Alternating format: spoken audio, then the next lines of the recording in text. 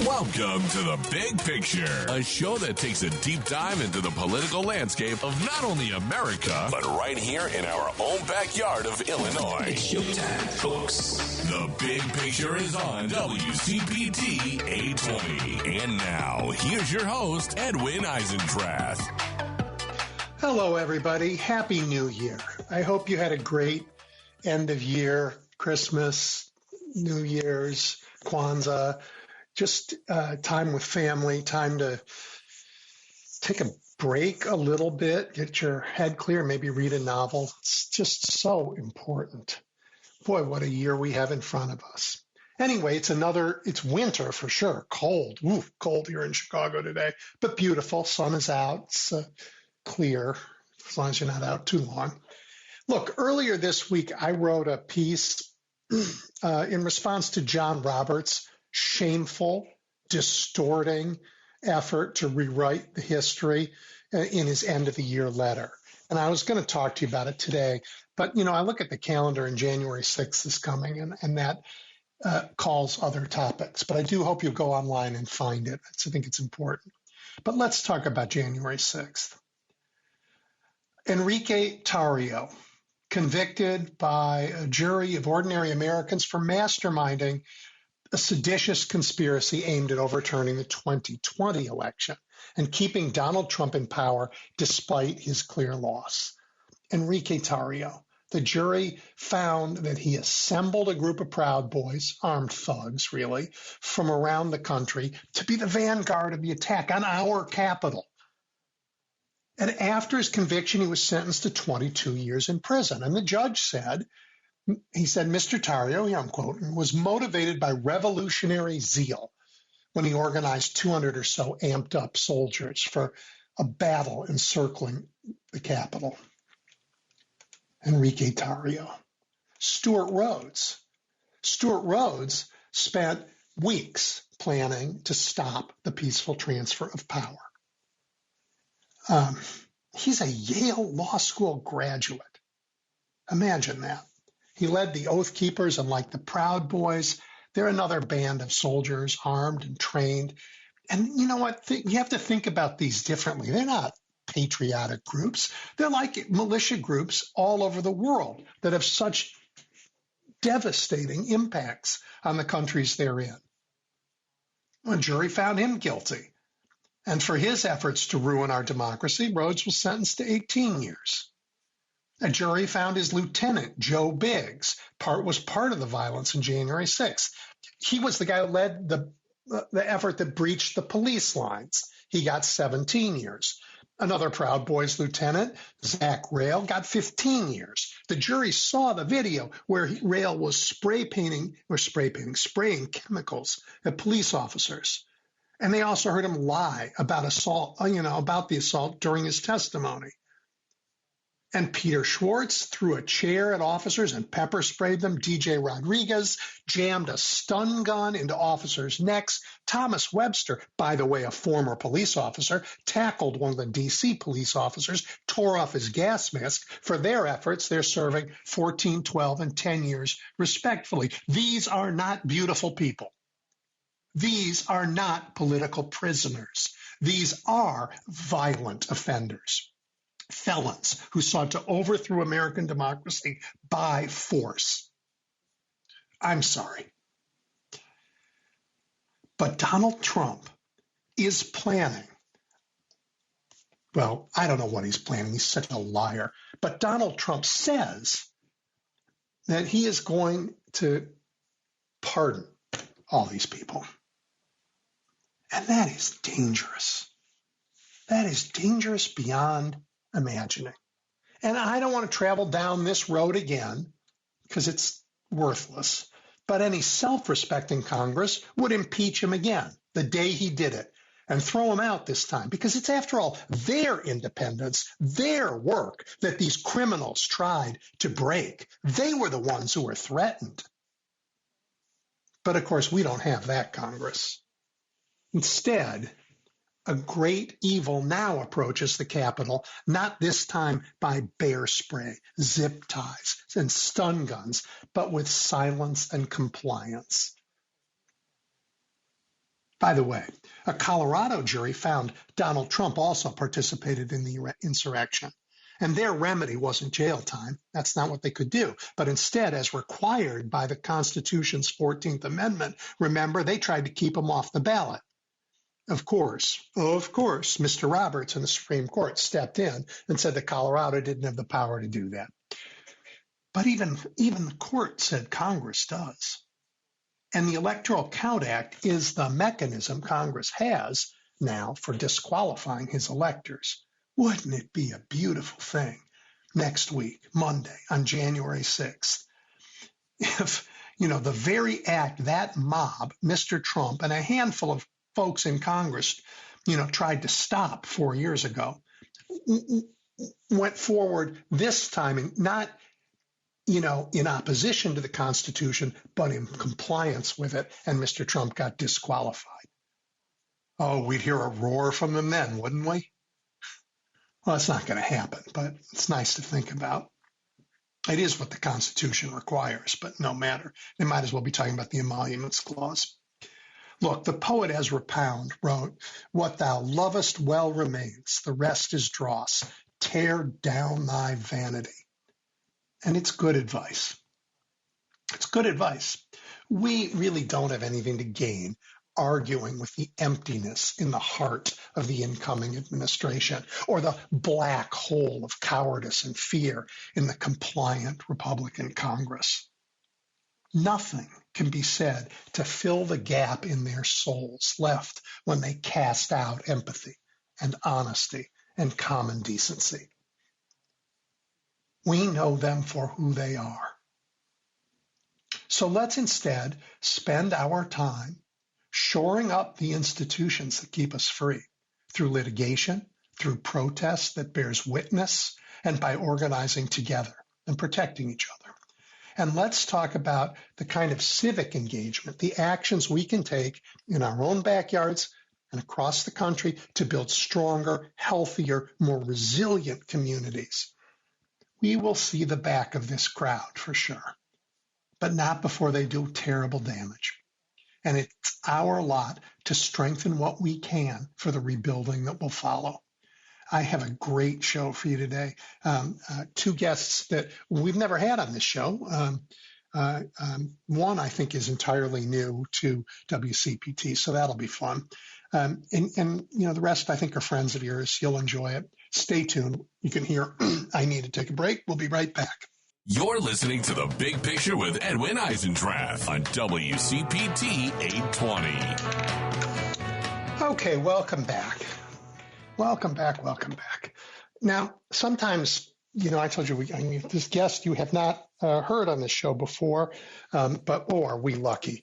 Larry Diamond is a scholar of democracy, and so far as I understand them, and I hope to get a better grasp today, I'm persuaded that his ideas are as illuminating as they are necessary to the moment we find ourselves in.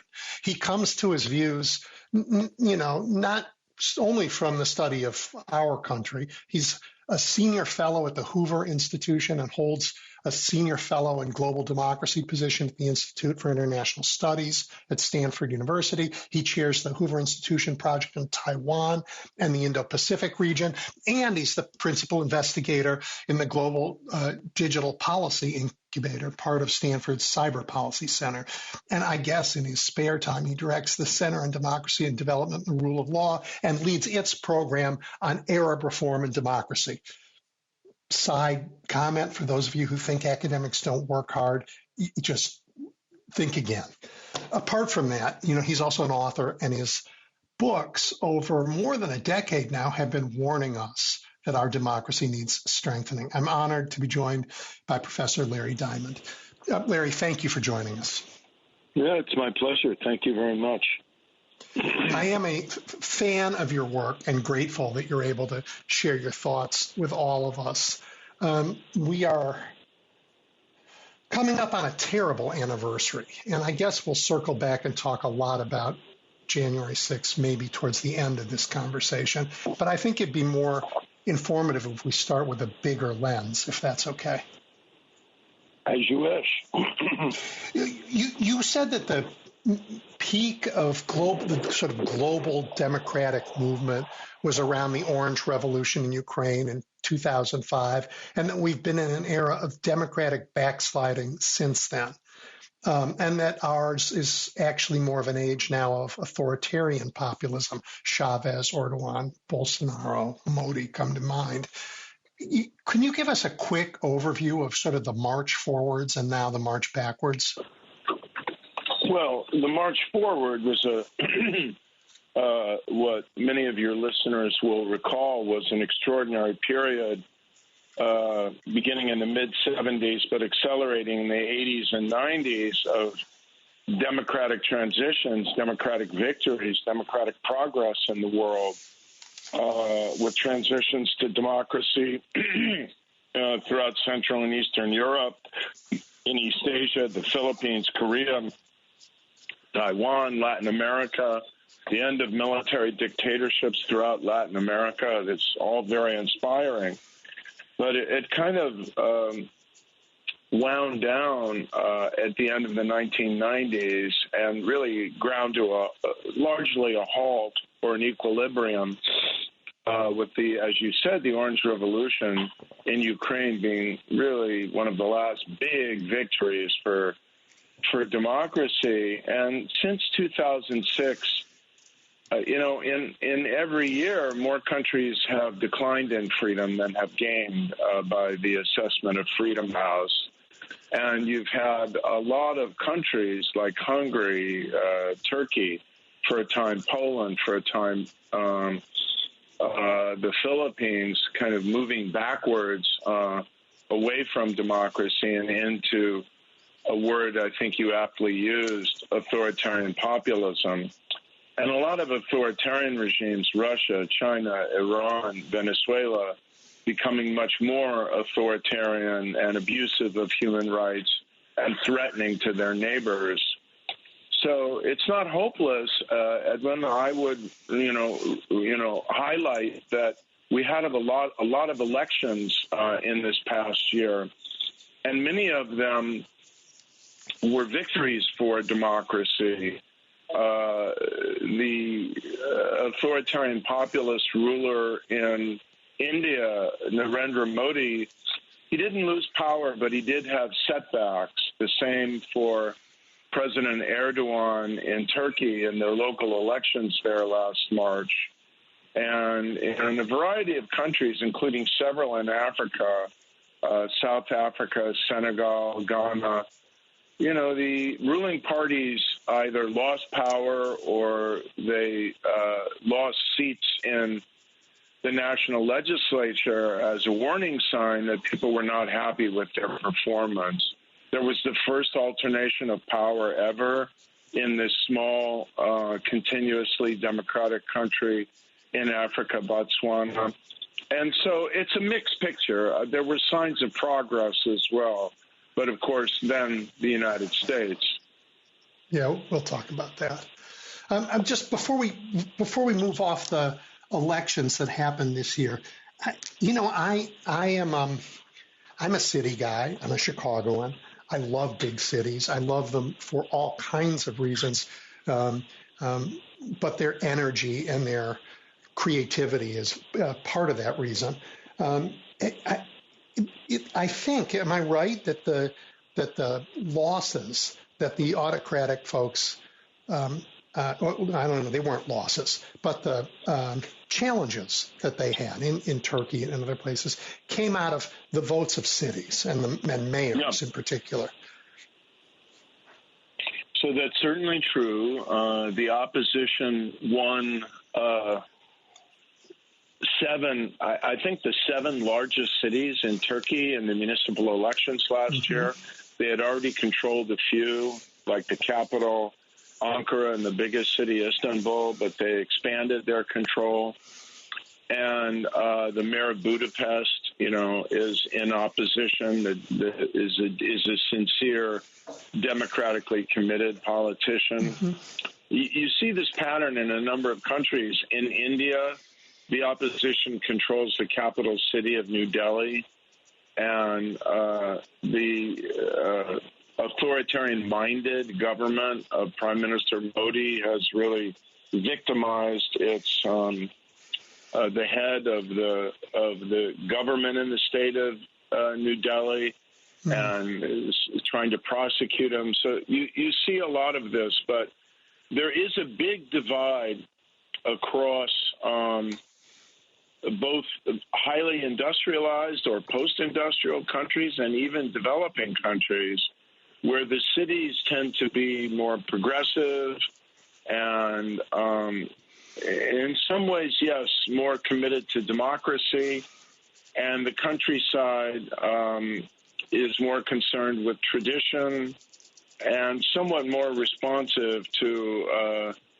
some of these nationalist, hyper-nationalist, and authoritarian populist appeals. And really two of the biggest and most pervasive organizing divides in democratic politics around the world are between city and countryside, or city and kind of exurban suburbs, and between the college and the non-college educated. Yeah, I guess that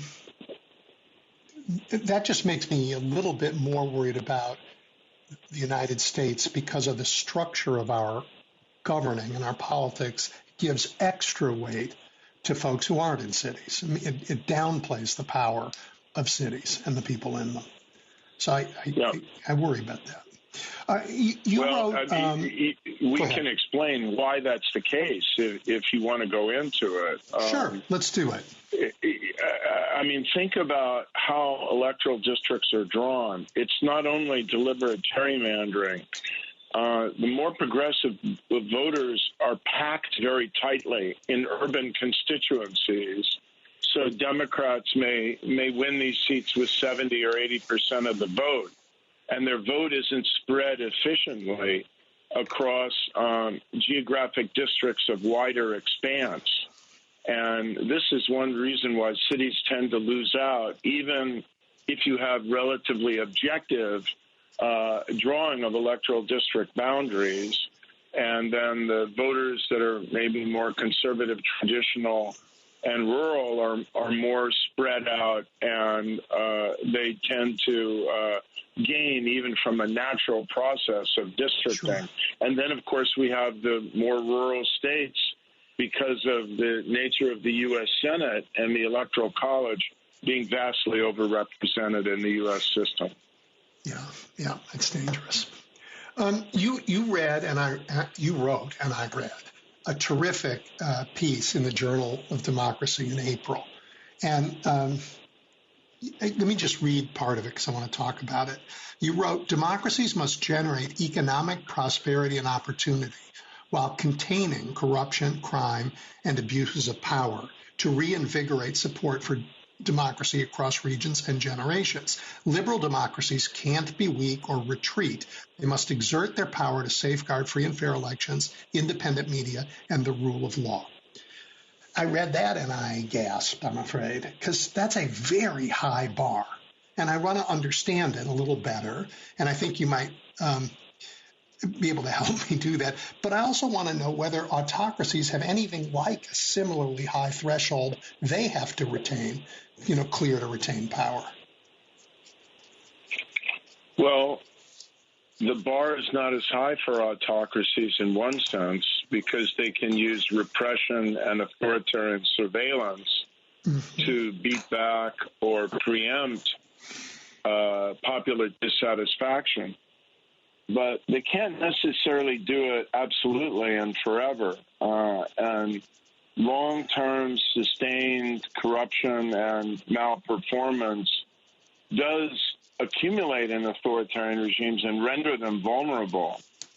And before we get to the democracies, let's balance our concern with a clear-eyed appreciation of the plight that many authoritarian regimes are in.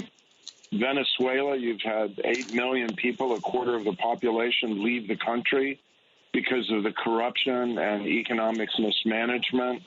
Turkey, people are very dissatisfied with the corruption, crony capitalism, and hyperinflation after 20 years of rule by President Erdogan's party, the Justice and Development Party. And in Hungary, the economy has been turning down because of the corruption. And Russia is a basket case because it's thrown all its resources into war making and is suffering massive losses. So I think and Iran, look at the economy of Iran and the periodic eruption of protest in Iran because people are so upset with the economic mismanagement, the physical isolation of the country, and again, staggering levels of corruption and self-dealing. So these authoritarian regimes, they do have a certain life cycle, and I think many of them are extremely vulnerable now. The saving grace of democracies is, yes, people get frustrated, people get angry, people get disappointed, but elections do provide a mechanism for renewal. The caveats there are, number one, you need to maintain truly free and fair elections, a relatively fair and level playing field.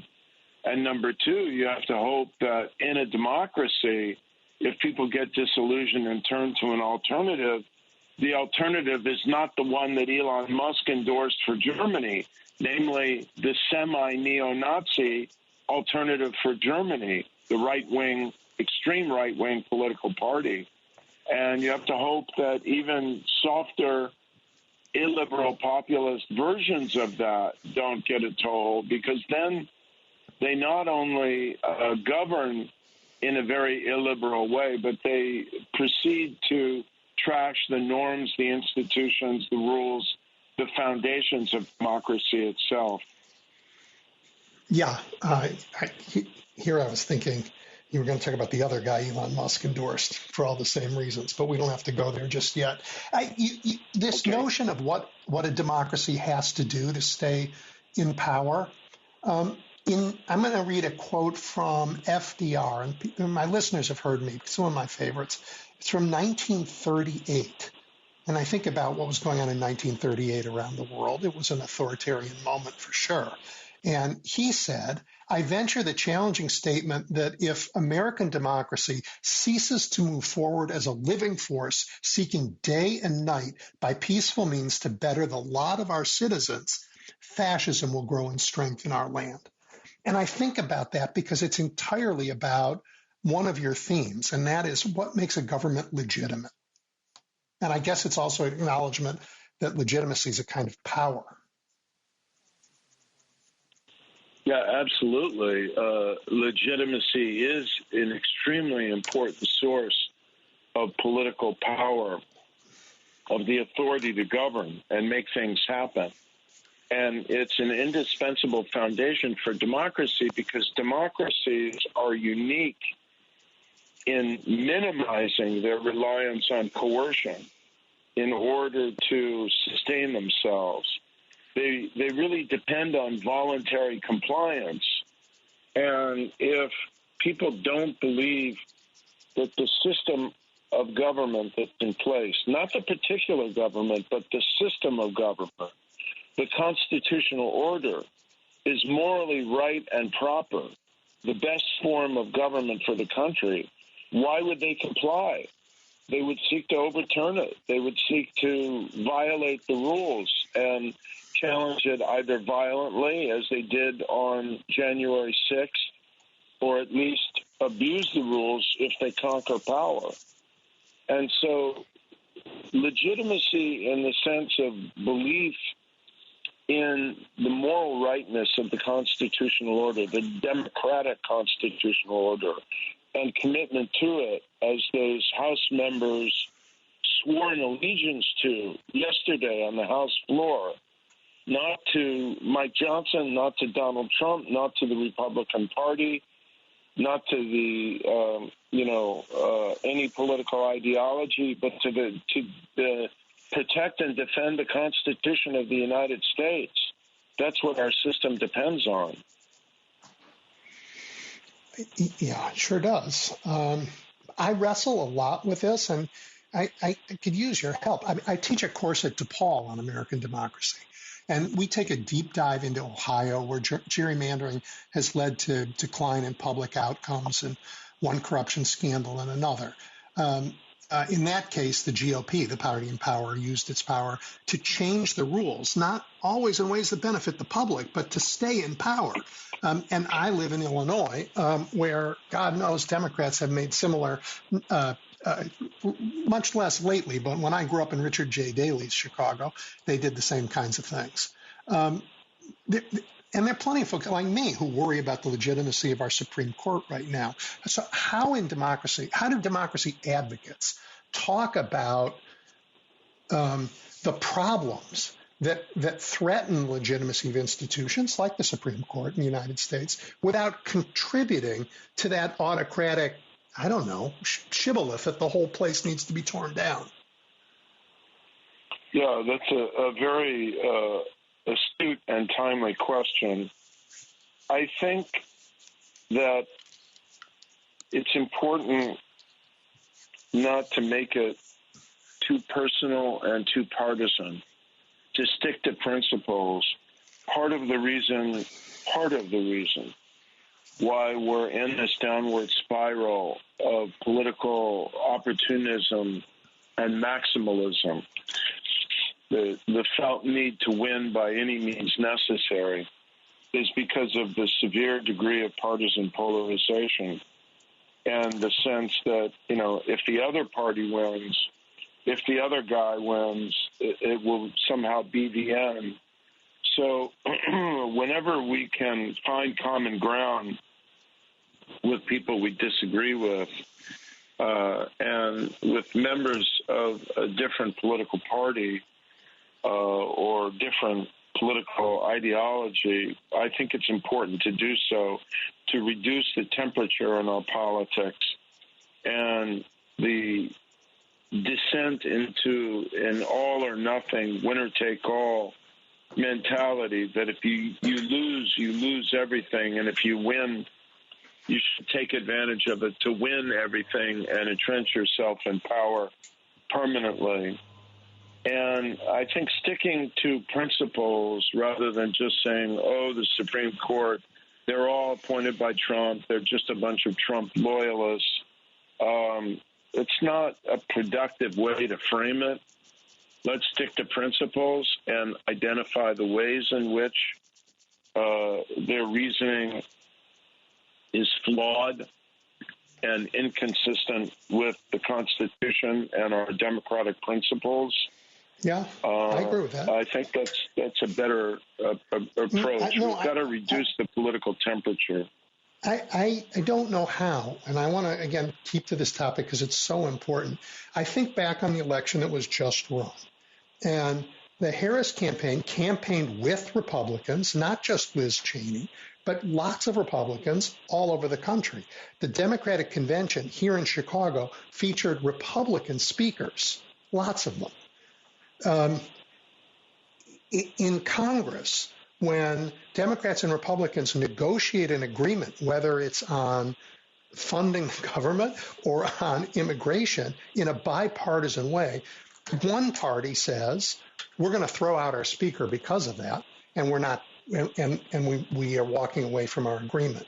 So I don't know how you turn down. I guess my concern is that both parties haven't radicalized. The Democratic Party is kind of recognizable and hasn't changed that much in 40 years. The Republican Party's unrecognizable from 10 years ago. It is radicalized so fast. So I don't know how to turn down the temperature when the folks who you would work with in the Republican Party get thrown out of the party for working with Democrats. Well, we got close on immigration with Democrats working with one of the most conservative Republican senators, but a very principled and patriotic man, James Lankford of Oklahoma. And then we might as well be explicit. It was one man and one man alone who tanked that deal, Donald Trump, because he didn't want a bipartisan immigration bill stealing his issue during the election. I think there will be another opportunity for some kind of bipartisan agreement on immigration. There will have to be, or we can't solve the problem. But it doesn't mean you can't confront the extremism of Donald Trump and the MAGA Republicans.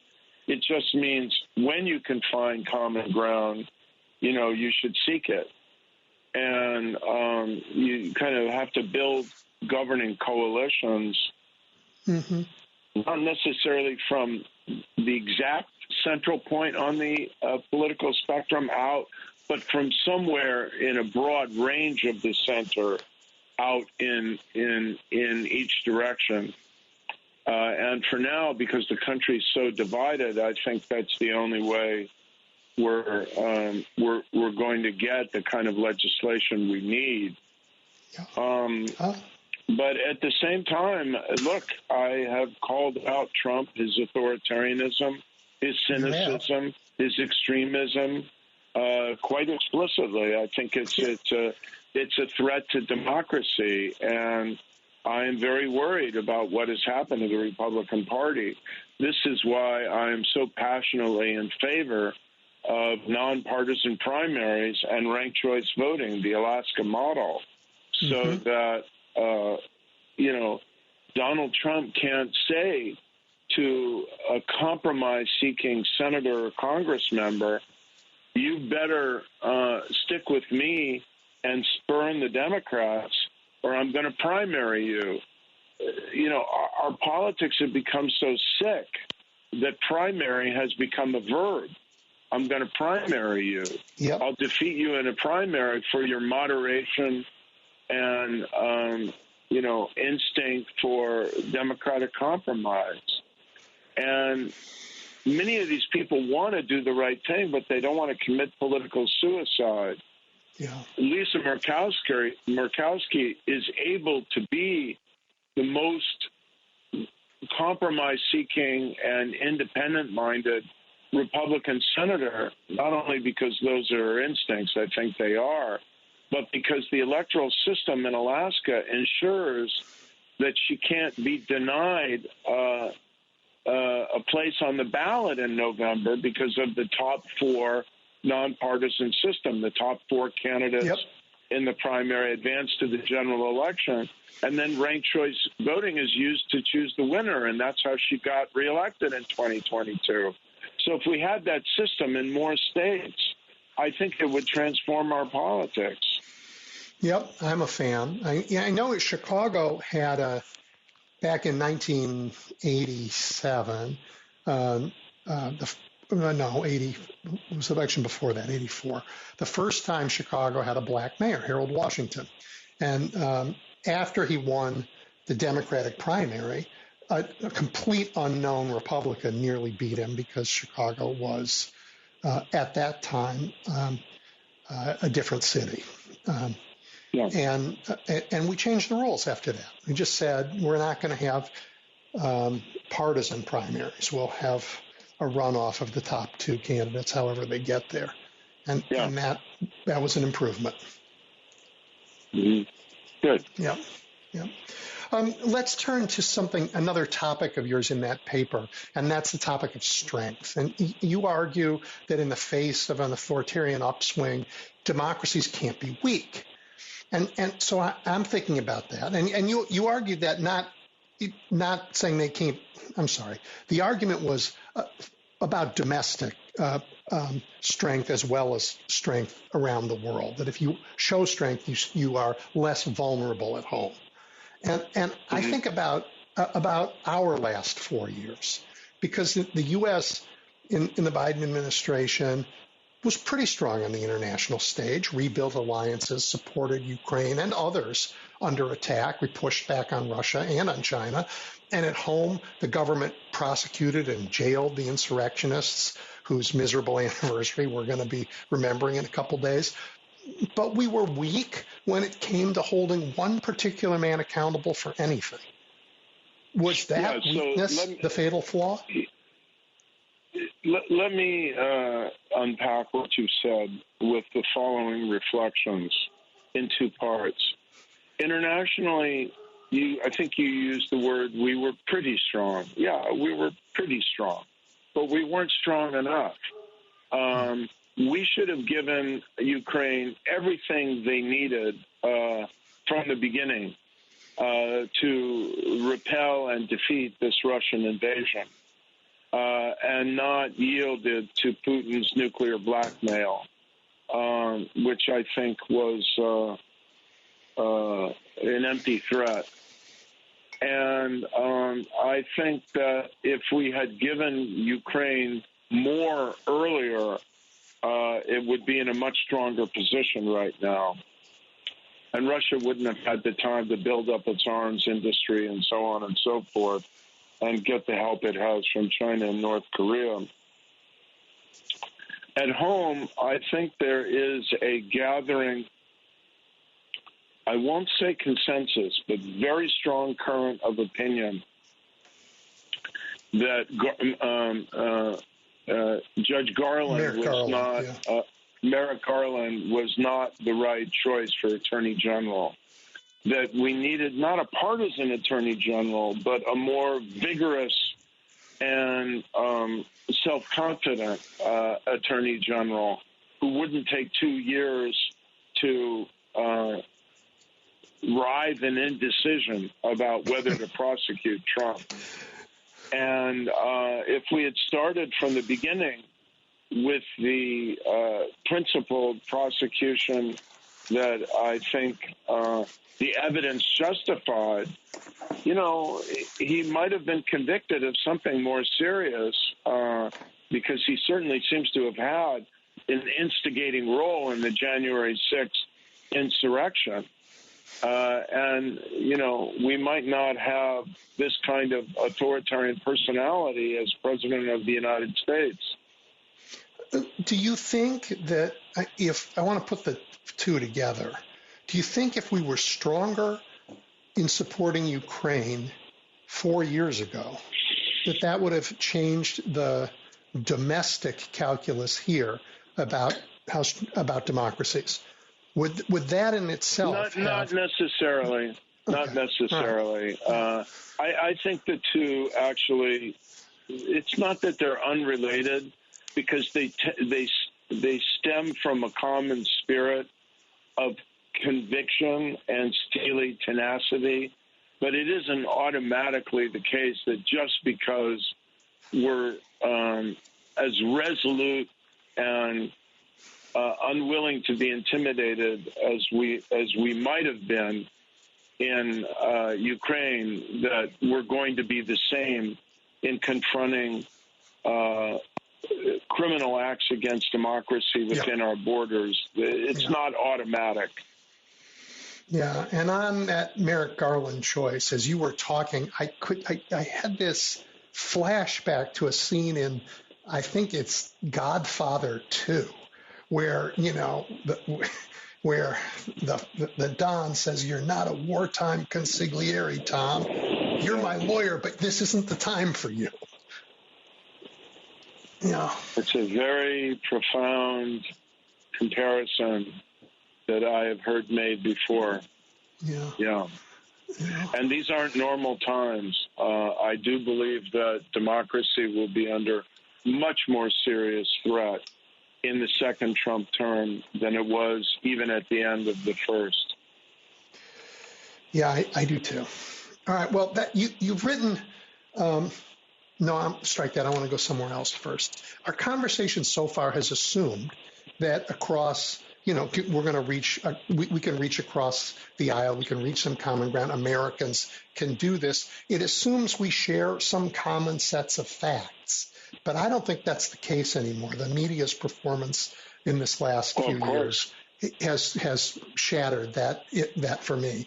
But this brings me to the role of the internet and social media in the democracy, and that's another topic you've thought a lot about.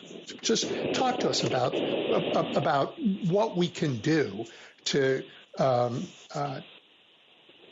defend ourselves in some way or mitigate the worst effects. There are certainly things we can do to identify and isolate and demote. I think that's the word we want to use. In some instances, remove foreign-based propaganda, foreign-based infiltration of our social media, principally from Russia and China, that have the explicit intent of trying to polarize our society and destabilize our democracy. And both the social media companies and U.S. Government monitors have identified a lot of this. And I think we need to be more efficient, more robust, more energetic about identifying this, stigmatizing it, and when it's blatantly false, taking it down.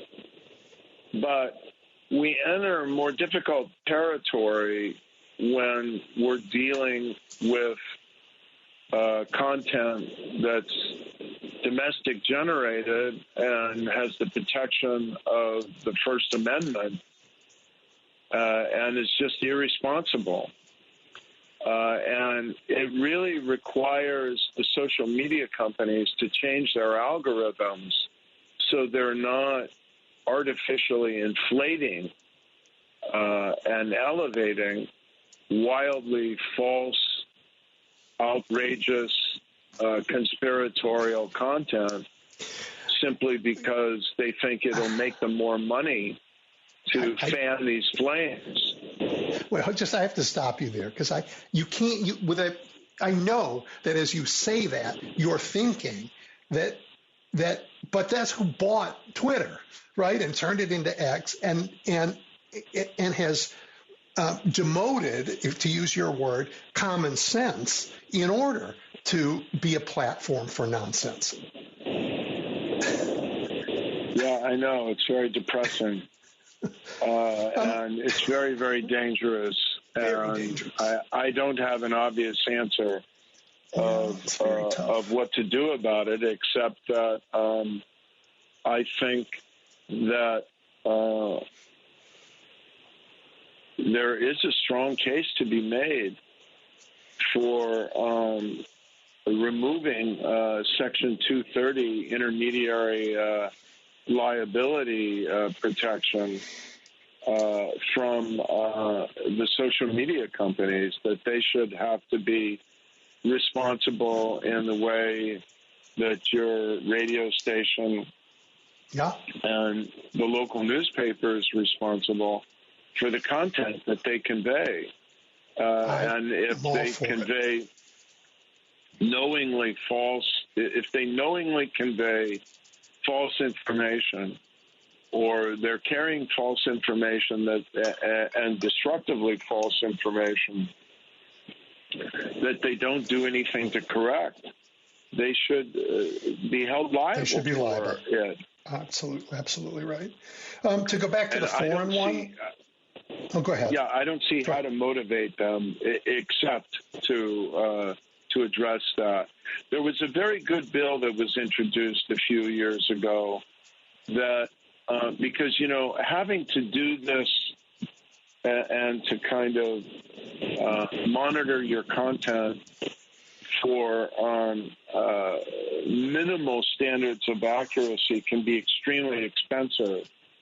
And it can impose an impossible burden on new social media startups that are trying to enter the game. And there was a very intelligent bill that was introduced a few years ago that would only suspend Section 230 liability for the more established big companies with users over a certain number, so that it wouldn't become an impediment to competitiveness in the industry. That's smart. Well, I guess right now, the only thing we Americans can rely on is that Europe, with different laws, will act in a way that discourages some of this behavior. But it's very tough. Now, what do you think of the question of TikTok? It's We're expecting TikTok absolutely should be banned in the U.S. Yeah. China either is capturing all this data or certainly has the ability to do so. And China can seed the platform with manipulative and subversive content at some point in the future, even if it hasn't done so. The notion that there is such a thing as a fully private company in China that's immune from government intervention and manipulation is simply absurd. I think TikTok is a manifest threat to our national security, and I strongly favor banning it. And if Trump lifts the ban or seeks to undo it, and then comes out and says, well, I'm tough on China, that kind of hypocrisy has to be challenged. Yeah. Well, he did file a brief with the court saying, don't do it. So, Yep. All right. So you've also written that the cause of freedom in the world is indivisible.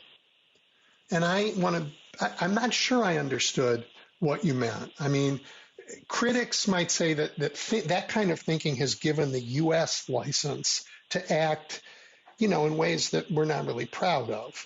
And some of them have not been good for democracy, like ousting Allende and Mossadegh in our history. Were, sort of, maybe those are examples where the government violated this very principle. I don't know. I think they were.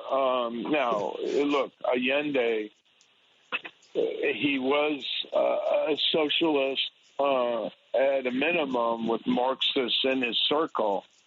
So no question. I don't want to minimize his own kind of polarizing tendencies. But our support for that coup was a massive mistake, and I think a violation of the principle of trying to uphold freedom and democracy, and led to 16 years of horrific military dictatorship in Chile. And but I think what people worry about more is something like the Iraq invasion, that we could get carried away and invade a country in order to try and promote democracy.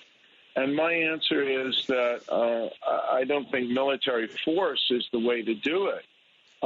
This is why we have various non-governmental instruments, both purely privately funded and publicly funded, including the National Endowment for Democracy and some of the assistance programs of U.S. Agency for International Development and U.S. Global Media and so on, so that we can counter authoritarian propaganda around the world and support people in these countries or in exile working with people in these countries, in China and Russia and Iran and North Korea and Syria, and now Assad is toppled, and elsewhere, who are struggling to bring democracy. But, our authoritarian adversaries fear the success, the model, the inspiration of democracy. And they will always be trying to find ways to discredit it and destabilize it. So that is the sense in which I think we are in a global contest, and we should, not only for moral reasons, but for the security of our own democracy, care about trying to advance and support freedom around the world. Yeah. What would it mean? I mean, we're getting towards the end of our time, I think we could do this for another hour. I could do it for another hour. You're just fascinating. What would it mean for our democracy? What does it mean for the challenge of the next 4 years if on day one Donald Trump pardons the January 6th insurrectionists? Well, it will be horrible as a precedent, as a message that it's okay to try and overthrow a legitimate electoral outcome. It's okay to use violence in order to try and achieve your undemocratic will, and that the rules, the laws, the Constitution, the physical institution of the Congress, and the safety and even the lives of individual members of Congress and the Vice President of the United States don't matter in the quest for power. The message of that is absolutely terrifying. And the contempt for the rule of law, I think, will do widespread and lasting damage. But there's more than that. There are a lot of people out there who sympathize with Donald Trump and his movement, the MAGA movement. Many of them are organized into extremist groups. They're well armed. They are ready to kind of answer his call and to both return the people who committed these crimes to, free society with no criminal record that's still standing and no legacy of having done wrong in the eyes of the law because of the pardon. And then to kind of give them a positive embrace, a positive celebration, a positive elevation is, I think, in practical terms, extremely dangerous. I've just finished reading a 20-year-old book that a lot of people have been reading recently by Robert Paxton called The Anatomy of Fascism.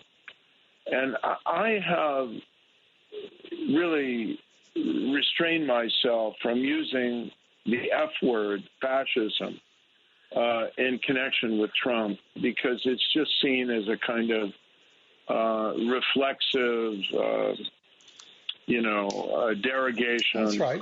Or cuss word or something against somebody you don't like. You call them a fascist. But one of the really defining features of fascism, of a fascist leader and a fascist party, is the use, the stimulation, the mobilization of violent squads of extremists to intimidate opposition, intimidate officials, and do the will of the authoritarian leader. And if Trump seeks to utilize and mobilize these violent extremist right-wing groups, I think it will be an extremely worrisome sign about the direction in which we're headed. Yep. Okay. We have about a minute, not even. And so I just want to see if I have this right, because I think you've also talked about how autocrats lose. And let's at least end there. Unite the opposition. However you find them, unite them, come together, bridge and transcend the polarizing rhetoric coming from the other side. For gosh sakes, don't always talk about the democracy, because most people actually don't care. Talk about the quality of life that you can get, and be concrete, confident, strong, vigorous, visionary, and don't let them steal the flag. Are those do I have that right? I think you have it quite right. That is generally the formula. But I'd just like to expand on the issue of what you talk about. You have to appeal to issues that people care about. And most often they are economic issues, how people are doing.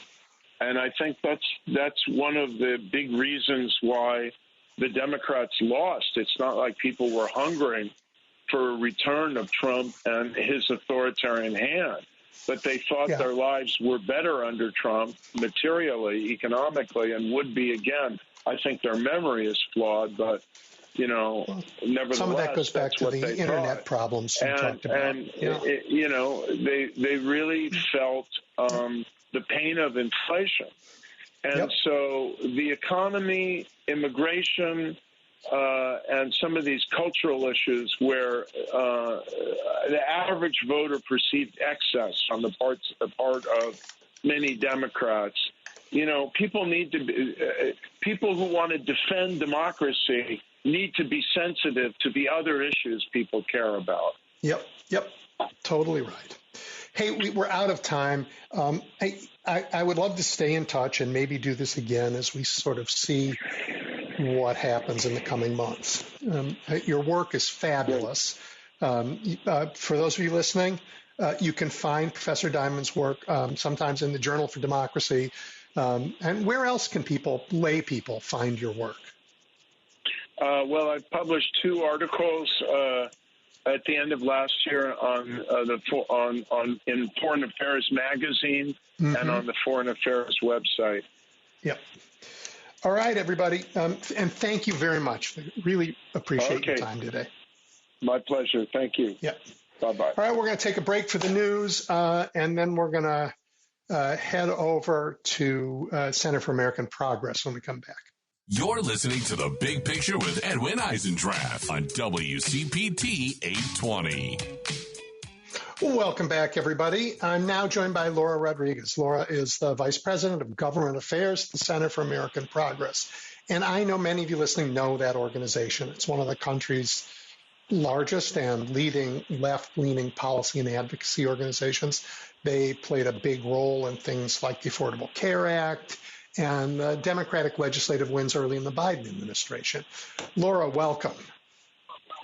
Thank you so much for having me, Edwin. Really glad to be here.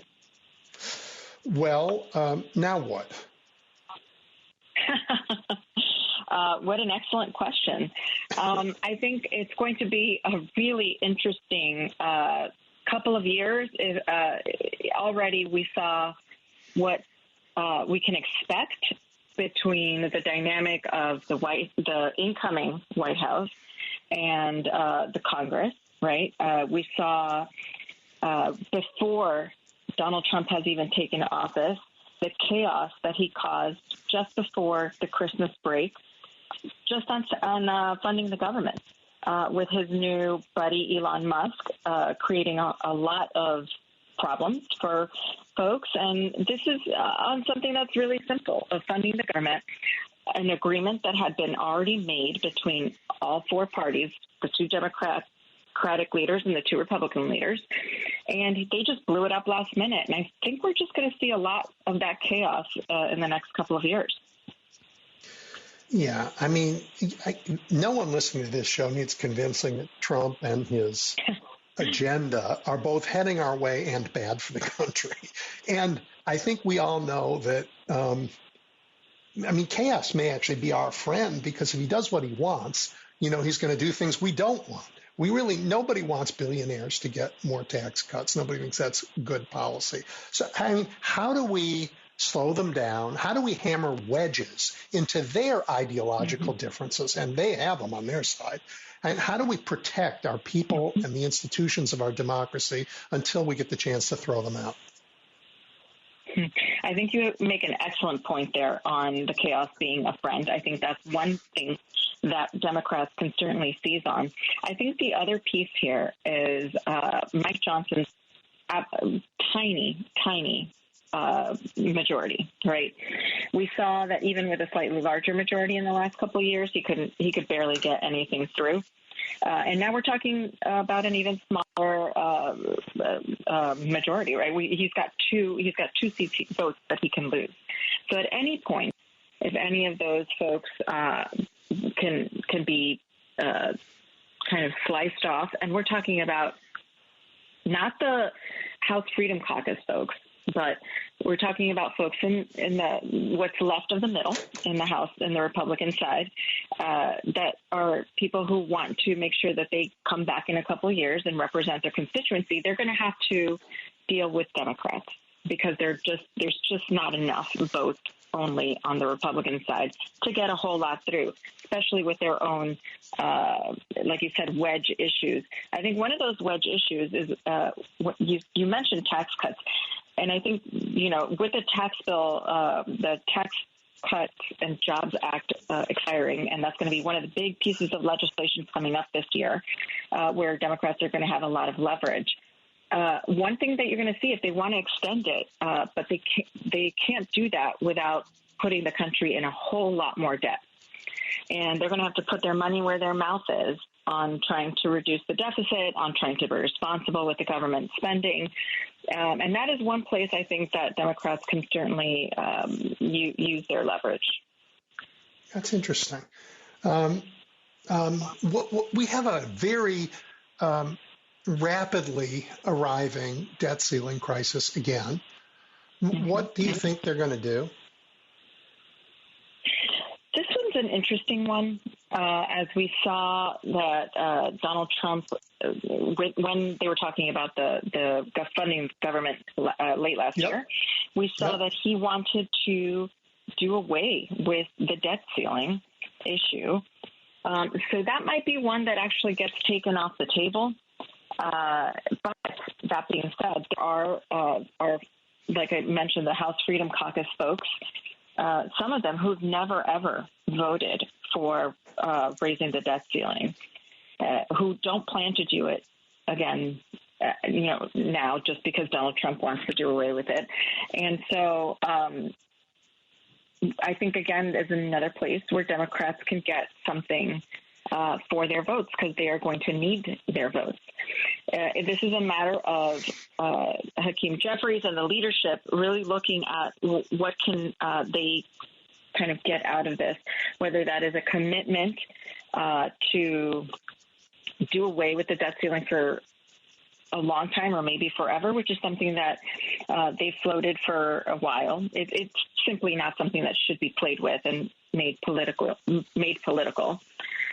Or if it's something with funding the government, with appropriations. As you know, the funding of the government will also expire at the end of March, at the middle of March. And so that's going to, there are lots of things that are going to kind of collide together where Democrats can negotiate some things to protect the American people who are going to need the Head Start programs and that they want to do away with, or cuts in ACA benefits, or cuts in Medicare and Social Security. All those things are on the table right now for Republicans, and Democrats can do a lot to protect from that. I think one of their first targets is the Impoundment and Control Act. And I don't know that they'll do it through the legislation. They may just ignore it and hope that they can get a Supreme Court to say it's okay to ignore it.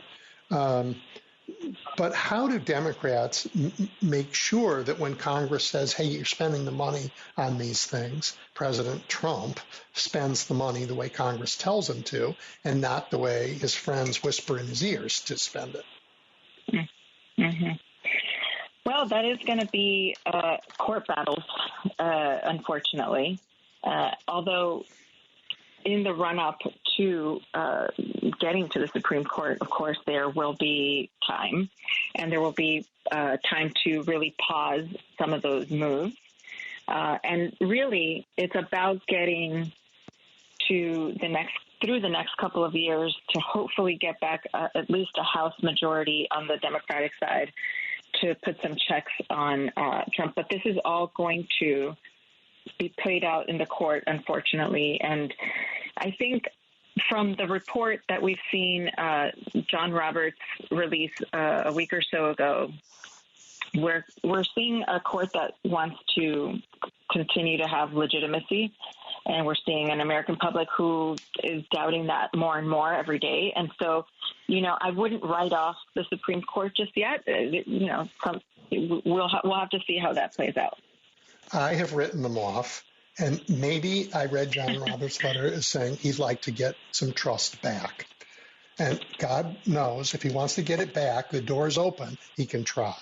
But the Supreme Court is less popular than the Chicago City Council, and that's saying a lot. That's hard to get there, but they've worked hard to do it. I hear you. What about these incredibly ill-qualified and dangerous nominees for big positions in the incoming government? Are you guys organizing at all to try and do whatever we can to make sure that there's some talent and appropriate talent in the government to come? We're certainly going to try and help folks on the Democratic side when they are trying to figure out how to come at some of these folks.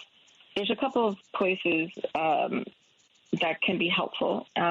When there are hearings on the Senate side, the Senate is such a body where Democrats are still going to have quite a say and can ask all the questions that they want, just like the Republican side can.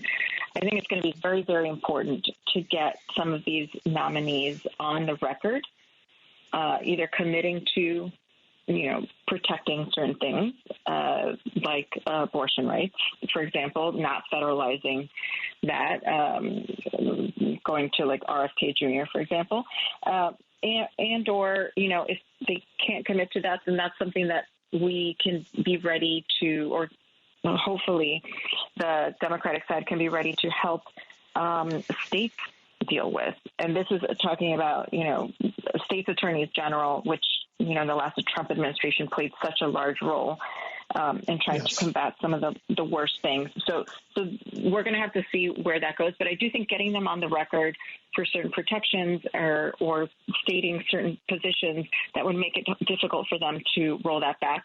And I think the other place, which is really important to remember, is the civil service in the government. These folks know what they're doing. They know the ins and outs of the agencies better than anyone. And if there's something that's going to be done either illegally or done to harm the American people, I think they're going to come up against a whole lot of resistance from the civil service. Yeah, of course, hence Schedule F. Correct, which Donald Trump did at the end of his last term, and I expect him to do again. What defense do we have against that? I mean, that is another place where the courts, unfortunately, are going to be the ones to play the part. There will be some protections for folks depending on the agency and how they treat unions and their union employees. Union employees in all agencies have certain protections, right? So they're going to have to invoke a lot of that. And I know that folks were working with unions already since November 4th, working with unions inside of agencies to try and protect and strengthen some of that. So there are going to be little speed bumps that can be thrown in there, and again, just to try and get through the next couple of years and hopefully stop as much as we can. Yeah, well, you're more optimistic than I want to say, I listened to a number of Supreme Court nominees tell me Roe v. Wade was settled law in a hearing on the record, and they had no trouble then saying, yeah, I didn't mean it. So I couldn't agree more on the Supreme Court. Unfortunately, they are, they're appointed for life. There's very little you can do about getting them out of there. Not the same for agency heads. We did see in the last Trump administration, we did see some agency heads who had to resign due to certain scandals and other things very early on. And so there is a way, there's a path for sure. If we focus on ensuring that we are, we're looking at the corruption and we're looking at the legality of some of their moves, I think there are ways that those folks can be dismissed. Yes, and you're right to focus first on corruption because it'll be there, and then on legality because it won't. So I think you got it exactly right. Now, you guys have focused mostly on the national apparatus of our government. But the defense that is going to be required in at least the next 2 years, the Democratic states around the country are, I hope, have gone to school in Texas and looked at Governor Abbott and all of the ways he has stood in the way of the federal government doing its business. Are you ready to help? You mentioned the attorneys general around the country and governors around the country stand up and make it as difficult as possible. I mean, I don't think there's nothing like the Fifth Circuit and Judge Kaczmarek on the left anywhere in the country, but there's still ways that we might be able to halt some of the most horrific things. And here I'm, of course, thinking of they're going to send troops to cities and try and deport 11 to 15 million people. There surely are ways we can stand up to that. Absolutely. And we saw very early on, right after November 4th, governors organizing themselves to get ready for this. And it's all going to depend on kind of where they get hit first. But I think they're very ready. And we do actually speak to attorneys generals and governors quite frequently. Great. And we are standing ready to help with any kind of, not so much, we're not lawyers, right, but any kind of research that needs to be done in order to block anything that they need to block, or at the very least put some speed bumps in there. You mentioned the Fifth Circuit. As we saw during the Biden administration, the right-leaning governors certainly did some court shopping, and I think that we did learn that lesson. I think that a lot of Democratic governors learned that lesson and will be doing the same. Good. Terrible lesson. We should stop it, but absolutely. Not yet. What was it that his name's out of my head, for gosh sakes, and it shouldn't be. St. Augustine in his Confessions wrote, God, he remembers it praying, God make me good, but not yet. Right. Perfect. Yep. So you guys have done such great work on so many important issues, and one of the biggest over time has been fighting against climate change. The Supreme Court's attack on the government's ability to regulate polluters and Donald Trump's sellout to the fossil fuel industry are truly terrifying. As you work with legislators, do you see any hope of preventing a catastrophe in the next couple of years? I think there are two things that we can look forward to in the sense of somewhat positive news here. Number one, there have been so many investments made in clean energy in the last 4 years that there are going to be Republican governors who don't want to see that money go away either. This is also in their interest to keep around in certain places. So I think we might see a little bit of support just to not do away with some of the investments. I don't see any new federal investments coming in, but to not get rid of them, I think, is one place. And I think the other one is what we were just talking about with the governors, and they're also ready to fight and to put their own money where their mouth is for this stuff. Again, like we saw in the last Trump administration, when Trump left the Paris Climate Accord, they all said, well, fine, we will join as individual states, right? And try and do it that way. So it's a matter of minimizing the harm as much as it can be done. I'm an old Chicago pal. I have a different way of thinking. If I were in the Senate, I would say zero disaster relief for Florida and zero federal flood insurance unless we get climate action. You don't think it's there? Then fine. We're not paying for your disaster. And I think if we don't have that kind of spine, which the other side has, and I'm not saying don't work with them. Absolutely, we'll work with you. But we're not wasting our money if you just think take it for no reason. You stand up and join us and fix the problem. I think you make an excellent point. I think the fundamental problem, well, I won't say problem, the fundamental issue with the Senate specifically is that they are the grown-ups in the room usually. And I think that they take that seriously, and they're not very comfortable. And I don't want to speak for all senators, but I think many of them are not very comfortable kind of holding back assistance for any American, whether it's in their state or not. Agree. But I think you make an excellent point. I think you make an excellent point. And absolutely. But I do think that they can get something from it for it. I'm sorry. I apologize. I think they should push for that. Absolutely. Yep. Oh, no, not at all. I'm saying I do think it's not so much like zeroing out, but definitely negotiating it so that they say, okay, you want this? We can do this for some more clean energy money here. Yep. Because that's, after all, cause and effect. These disasters are climate related. 100%. Yeah. That's climate. Yeah.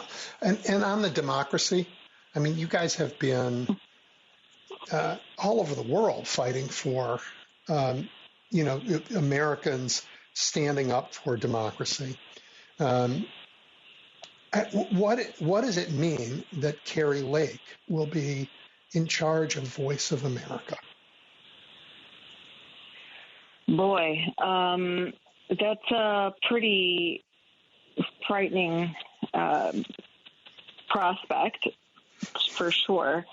I do think also, from what I understand in the last Trump administration, they dismissed quite a few folks that they didn't think agreed with them in Voice of America. So it wouldn't be the first time.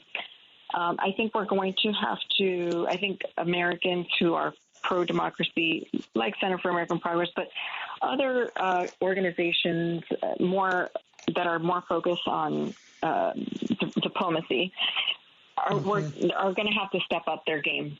It's going to have to be a civil service to civil service effort for the next few years, because I don't think we're going to have the support there. I completely agree with you.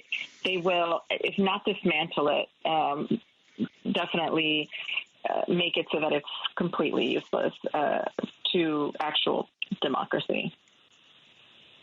Yep. And actually, just to add something, because they care so little, though, about, our relationships with other countries, it's also possible it does get a whole lot of attention. So, we'll have to wait and see if that, minor miracle happens. Well, okay. What counsel do you have for people listening in ways they can, help? No, I take that back. I'll give them counsel later. I have a different question for you. I think this very narrow majority that the House Speaker has right now is actually going to get narrower in the next few weeks, because didn't Trump tap some of those House members to go into the administration? Yeah. So, so early on, he's not going to be able to do anything. No, he will not. And not until those special elections happen. It's going to be very, very difficult.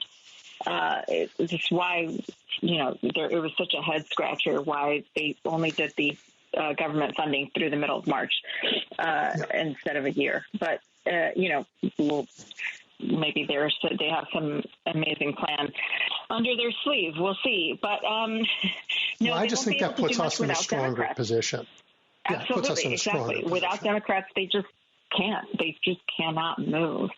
They have so much dissent, and they have so much, so many folks with so many different opinions, which, it's great to have a big tent, but they really have some folks that are immovable unless it's their way. And it's going to be, Mike Johnson has the worst job in Washington, D.C. by far. And I think people need to hold them accountable for what they were elected to do. Everyone talked about the economy, and that's why they voted for them, and that's why they voted for Trump. Okay, well, prices better start coming down on January 21st, as promised, right? I think holding them accountable is incredibly important. I think folks need to really dial that in, talk to family who voted for them, and point these things out, right? There are folks who voted for Donald Trump saying, they hated Obamacare. They just wanted to keep their American, their ACA, not knowing it was the same thing, right? Right. And, they've got to, it's unfortunate. We all have family that, does what they do. But we all have to have some of those tough conversations with our own family to point this stuff out, to have a productive conversation, but really to hold them accountable and make sure that those folks who voted for them are holding them accountable as well. You bet. You bet. That's got to be our last word. Laura, thank you so much for your time on a Saturday. I really appreciate it. And I appreciate the work that you and the Center for American Progress that you guys do every day. Thank you so much, Edwin. Really great to be with you. Bye. Bye. All right, everybody, take a quick breather. And when we come back, Bill Scher from the Washington Monthly, we have a lot to catch up on. You're listening to The Big Picture with Edwin Eisendrath on WCPT 820. The Washington Monthly's political editor, Bill Scher, is back. I can't say it enough. Please read the Monthly. And if you don't already follow Bill on social media, please start. It's just so important as we move into this next phase that you are as well informed as you can be, not just for yourself, but for the conversations with that crazy cousin. Bill, welcome back. Oops. Always great to talk to you. There we are. I know you wrote about something I want to talk to you about, but not first. First, I want to go here. We've already seen in a case just last week that when the Supreme Court made it nearly impossible, for the regulatory mechanism to work by throwing out the Chevron doctrine and other attacks. Now that's being used by the courts. And last week they overturned net neutrality because they could, because now the regulatory agencies don't get any deference. I expect absolute chaos in the regulatory environment. And that was before Mike Johnson's speech yesterday, where he identified the totalitarian problem in America, except instead of looking at Trump, he was talking about the ability to regulate business, to collect taxes, to evaluate research grant proposals, and anything else that requires a human being in the federal government, somebody to show up for work. Look, what are we looking at here, really? I mean, I would imagine, a massive swath of long-standing regulations are going to be heavily litigated, and the court is going to, pick them apart one by one, and it could well lead to a period of a lot of economic uncertainty where businesses really don't know what the rules of the road are. And surely, we have the Supreme Court that we do because, certain corners of corporate America put a lot of money into trying to elect people who were going to follow the Federalist Society and put them on the court, corporate-friendly judges. But there are also a lot of corporations that want the certainty, and there may be some cognitive dissonance in the boardrooms because they're sort of reflexively hungry for deregulation, and they may get it harder than they realize when it becomes clear that it's going to be very hard for them to plan their budgets and make investments because they don't know what the rules are going to be on a year-to-year basis because so much is going to be up in the air for a long time. I think that's absolutely right. And one more thing, when the government imposes, I'll use their word, a new regulation, the folks who are doing the imposing know the whole set of regulations. They know how they fit together. And then there's a comment period. And then there's, they go through and they revise. And so they make sure that these rules work within the context of the rest. When they go through this court progress to shoot them, they're doing it one at a time without the same kind of input, without the same kind of process, and they will screw it up because the judges don't know how these businesses work. They don't know the industries, and they'll get rid of one and not understand its impact next to the other. It's just going to be a mess. we've already seen a lot of obtuse rulings from the current Supreme Court based on self-selected interpretations of the Constitution that sometimes pretend to be originalist or textualist, but how that's applied is obviously very erratic or spotty, depending on what outcomes they're trying to reverse engineer. And it's not done with any – I'm sorry to repeat what you're saying, but I agree with you. Yep. That process cannot be done in consultation with all the relevant stakeholders, so you do it in a nuanced and thoughtful way. There is a regulatory process designed to do that. Having ham-fisted rulings from the Supreme Court is the opposite of that. But, that is the environment, that is the landscape that some people tried to engineer, and they're going to have to. Yeah. Wow. All right. Did I lose you, Bill? Or did you lose me? I went silent for a bit, but I hear you now. Okay. I just think it's fascinating, and it's when we just think of Trump, we think of chaos, but this is a whole nother level of chaos that I think that nobody is ready for, except maybe the law firms who will be very busy at work, and everybody will get rich. Okay, well, so the topic brings up a couple others, and I wonder this infighting between the MAGA world that really is motivated by let's throw everybody who's not white out of America, and the MAGA world that really did pay for the capture of the Supreme Court that just wants deregulation, right? They came together in order to get. They used abortion as a way of gathering everybody together on the same side to get abortion was sort of a side interest of the folks who paid for it, but to get the deregulation. But now that they've got everything, I think they're going to rip themselves apart.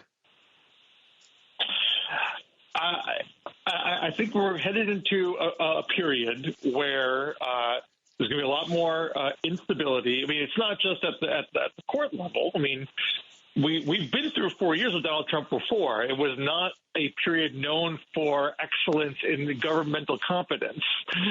They did not hire people who really had great resumes and great interest in managing administrations well. Come on, Billy told us they were going to have the best people. I have the best people. I know the rhetoric, of course, and the people who chosen this time around. You might think you do a better time the second time around than the first, but I think we've gone quite well in the opposite direction, far deeper into cactus-tocracy, and whether you asked the Bill Sheriff 10 years ago what that's going to be politically. I would say, well, people are going to rebel and recoil at the disruptions that are about to be caused, and they'll take it out of those in power. And I still kind of believe that. I certainly think Democrats should be prepared for exploiting the chaos that's going to come. But at the same time, I'm also aware that Trump managed to escape a lot of blame for the pandemic. Democrats, one of the big mistakes they made in 2021 was not kicking him when he was down. And allowed him to create a false narrative that had nothing to do with the mismanaging of the pandemic, and that allowed him to get back up off the mat. So it will take work. It will take political work to connect the dots. But there's still, in my opinion, likely many opportunities to point out that if you elected this guy thinking he was going to run the government like a business, and that meant things were going to be done on the up and up, and things were going to be stable, and things were going to be robust, that was the wrong conclusion to draw. He's going to run it like his business, which, as we now know, has been found guilty of numerous offenses. Yeah. All right. Well, a new Congress begins. And I think it's worth time before we go into the new Congress, since the new Congress is the same old Congress controlled by Mike Johnson and the Republicans.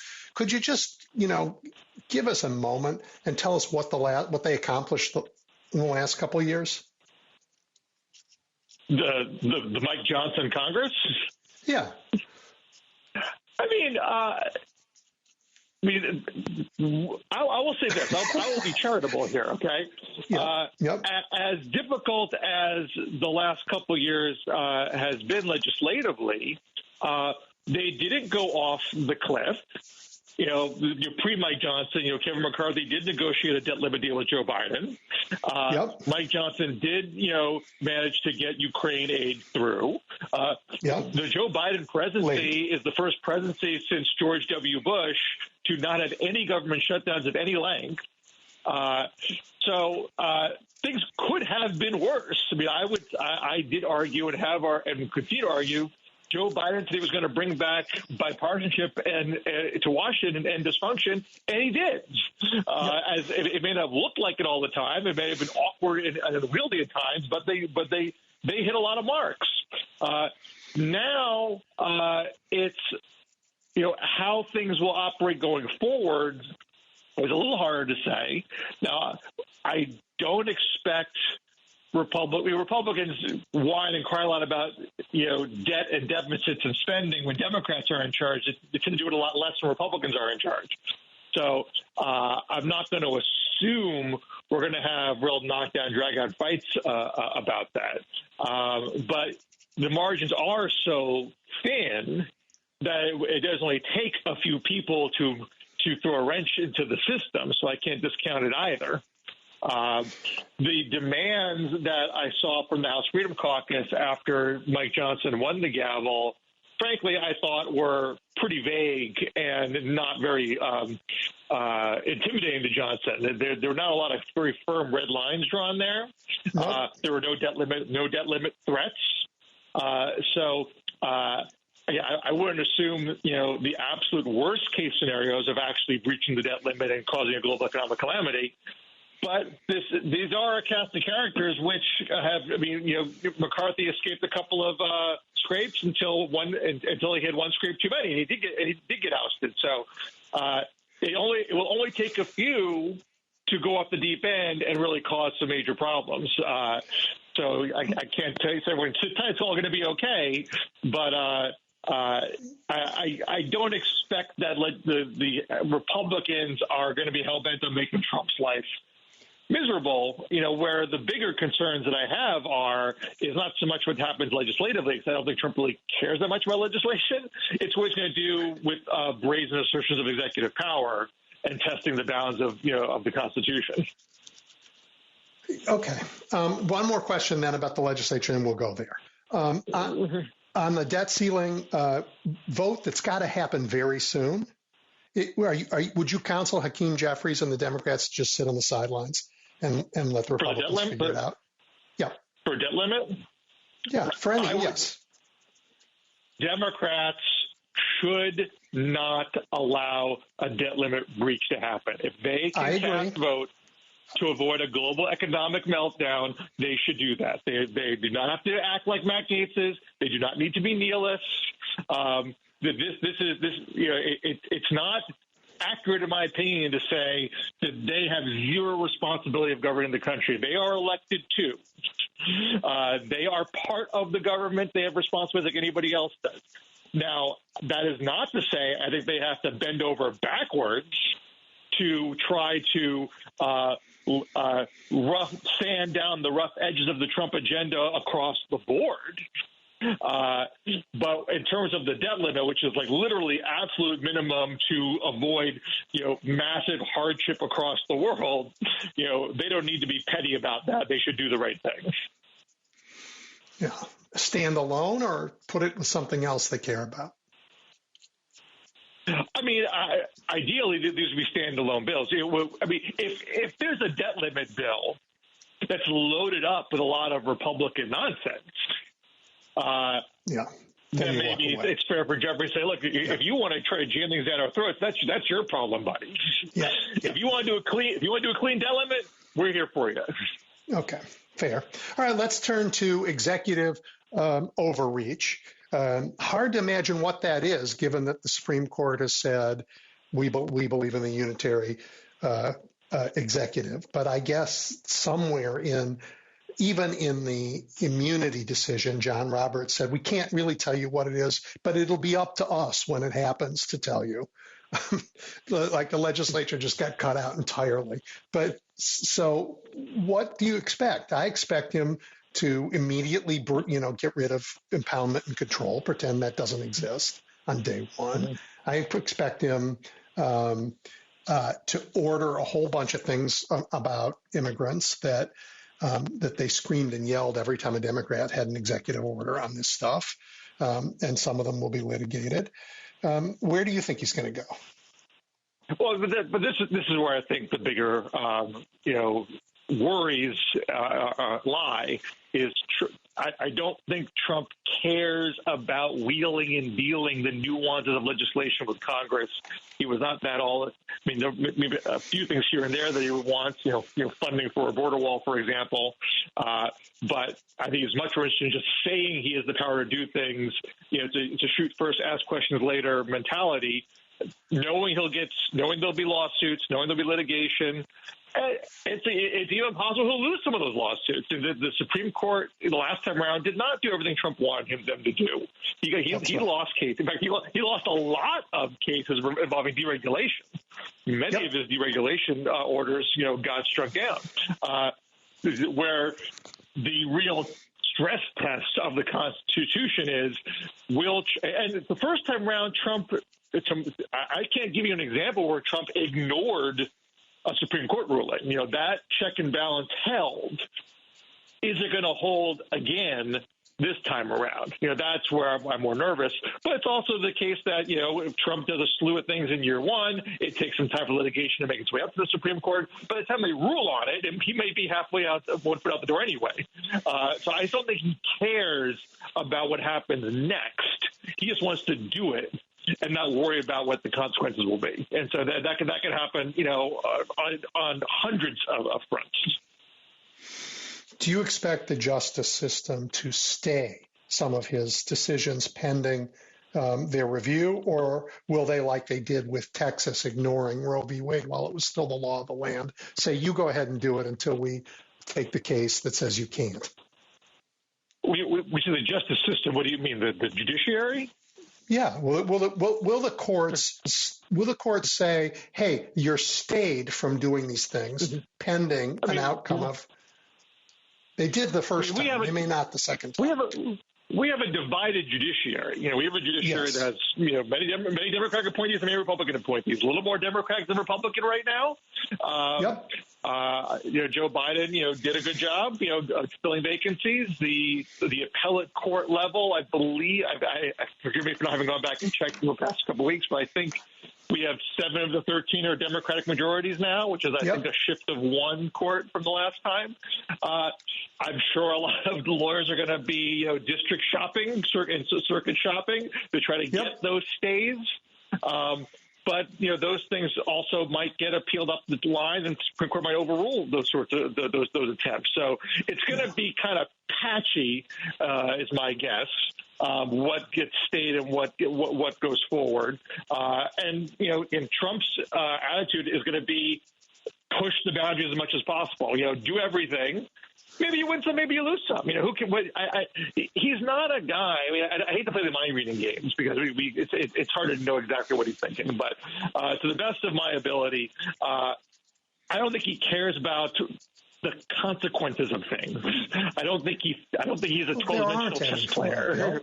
There aren't any. Exactly. Right? Because now the Supreme Court has said there are no you may not get what you want, but break any law to try, there's no consequence. But he's not worried about prosecution. He's not worried about impeachment. He's not worried about re-election. I know people get scared about going for a third term, but that is just not constitutionally possible. And I think he knows that. He doesn't care about his legacy. He doesn't care about the Republican Party's future. He doesn't care about necessarily who his successor is going to be. He just cares about fighting the fight in the moment, so he's in the center of attention at all times. And that just means never worrying about someone saying, "Oh, Mr. President, you can't do that." That is not going to restrain him. If he wants to do it, he's going to do it and worry about the rest later. Yep. All right. Well, someday somebody will stop them. All right. But now you wrote about, heaven help us, protectionism and tariffs and all of that. Do you want to give everybody a little lesson in Smoot-Hawley? Do you want to talk about the Gilded Age and the Gilded Age? We're in one again, so. The Gilded Age, I think, is the important history lesson for us to look. Yep. This is one of the things that a little surprised me about Donald Trump, that he has spent a lot of time in the last several months warping the history of the Gilded Age. He has said it repeatedly. He did it again on social media just a few days ago, that America was at its wealthiest in the late 19th century, in the 1880s and 1890s, when the federal government was primarily funded by tariffs and not by an income tax. And Mark Andreessen, who is one of the billionaire tech bros, had a post on X along these lines just a few days ago that Trump shared. So, and saying explicitly, things were great when we had tariffs, and then we went to an income tax and everything went terribly. So this is the many points of this that he leaves out of the story of the Gilded Age. One,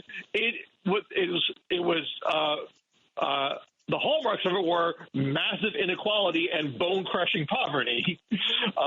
Number two, literally half of the 1890s was marked by what was called at the time the Great Depression. That was the first Great Depression before the one that we keep talking about from the 20th century.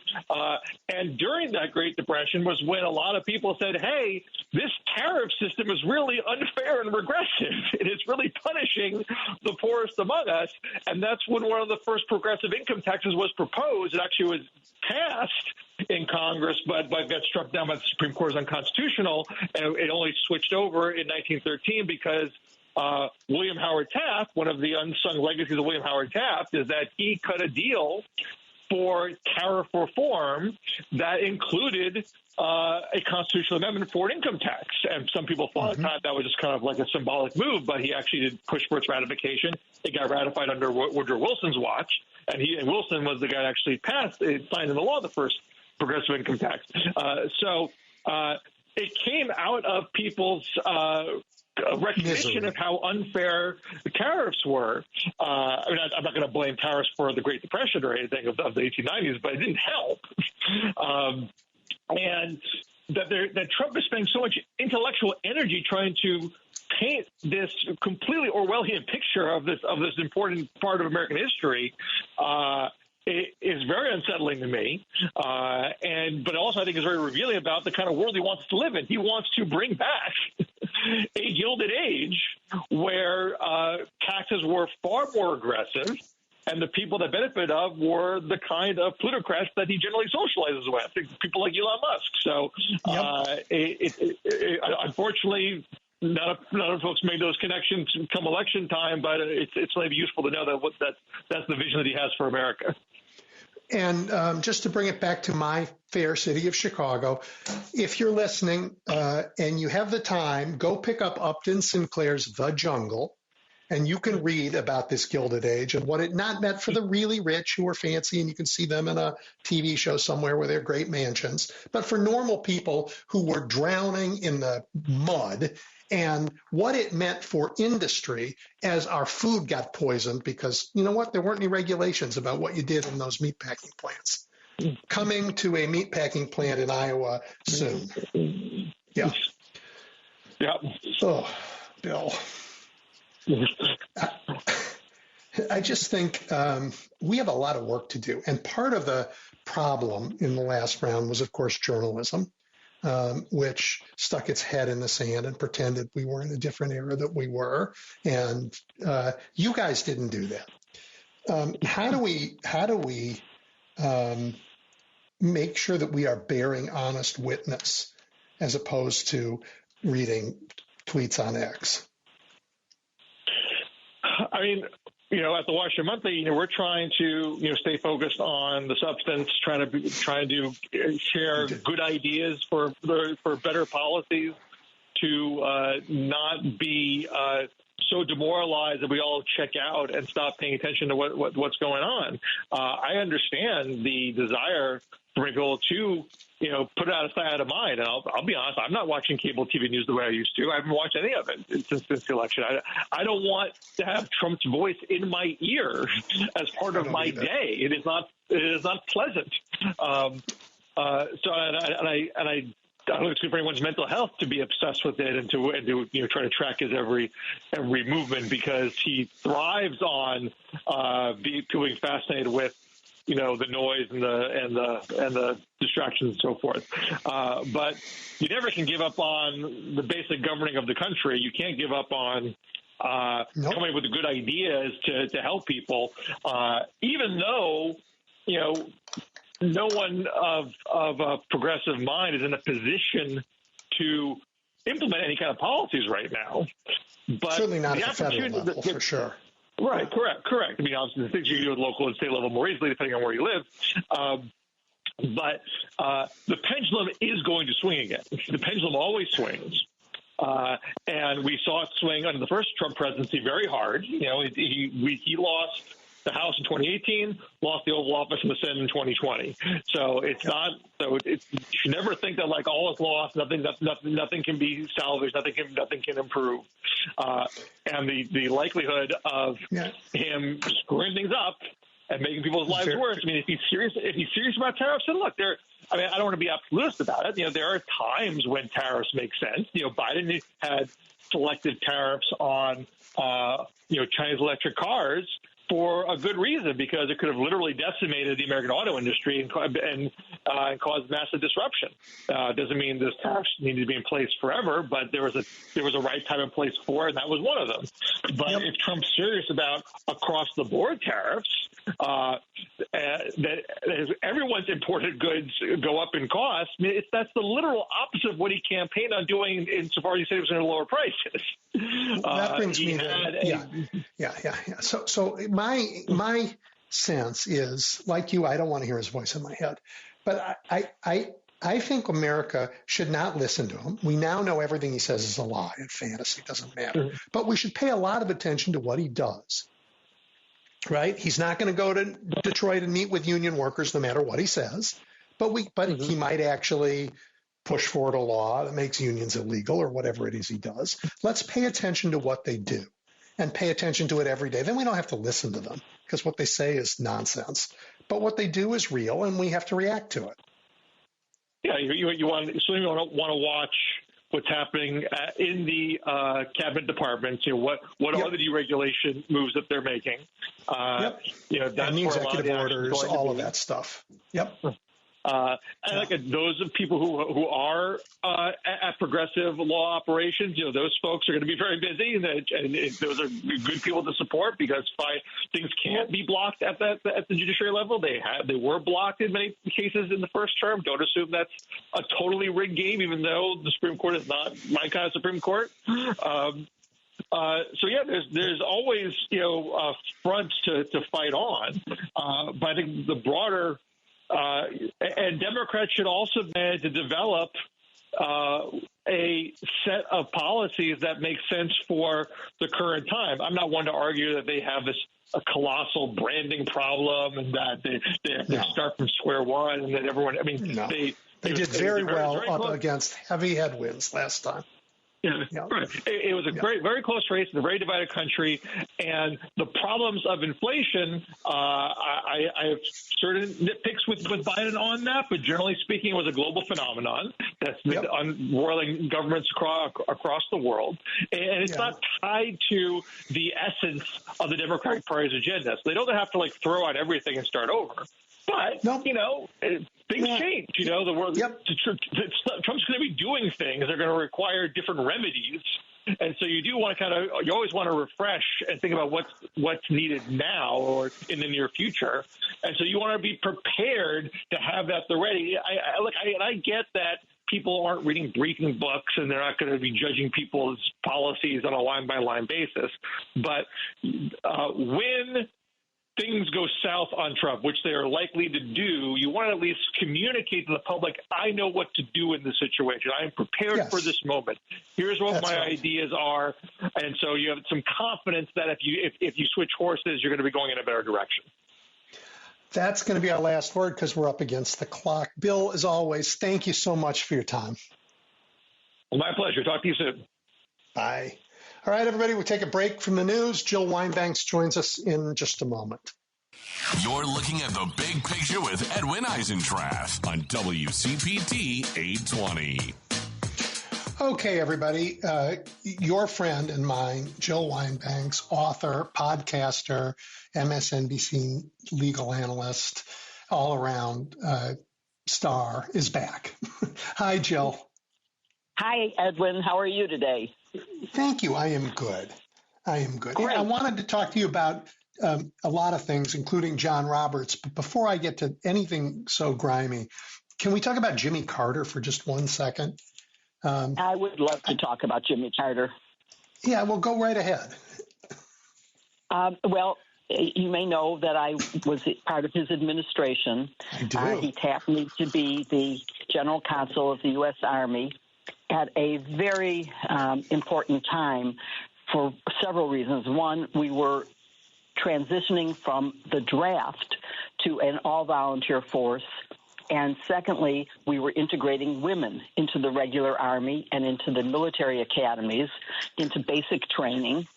And so it was a great opportunity for me to get involved in opening opportunities to women in the military. And it makes me particularly angry at the possibility that HEGSEF could become the SecDef and prevent women from fully using their capacity to serve. Yeah, appalling. But I want to stick with Jimmy Carter for a minute before ruining it by talking about these horrible people. Okay. Yes.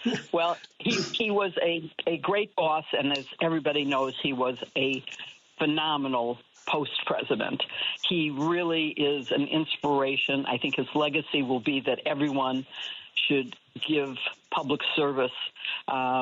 He even said the Carter Center announced that in lieu of flowers, people should donate time to public service, to doing good. And that's who Jimmy Carter was. He was really amazing. I actually got involved in his campaign. I had just finished Watergate, so I was free of the Hatch Act and was able to engage in politics. And it was such an interesting campaign because he had us all staying in people's homes, supporters along the way. We did not stay in hotels or do anything. We stayed with people because it was a people's campaign. And I was very lucky to be able to work in that campaign. And I don't know if there used to be a restaurant called Eduardo's. It was a little local pizza joint in Evanston. And he had a son who moved to Evanston, and there was a family wedding, and he and Rosalind were hosting a dinner as part of the wedding. And my husband and I were lucky to be invited, and it was held at Eduardo's Pizza Place.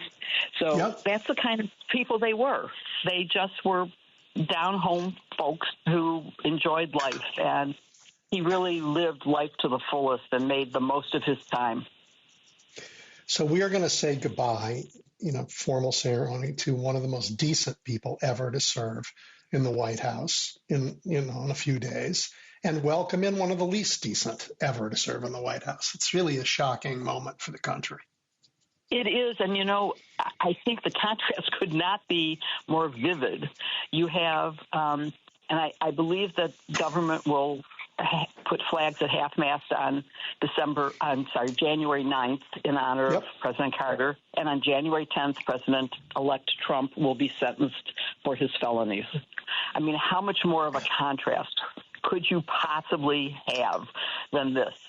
And then you have Trump talking about we should take back Panama. Well, Panama is an independent country. It always was. We had a 100-year lease to build the canal, and it gave us certain rights to control the canal for 100 years, which was about to expire. And Jimmy Carter, with great foresight, said, we need to figure out a way to have some benefit in the future. And so negotiated, and by the way, as General Counsel of the Army, I was also General Counsel of the Panama Canal Corporation. And so I got to be involved in negotiating the Panama Canal Treaty that we now have that, by the way, gives naval ships, U.S. naval ships, priority rights to pass through the canal should they need to.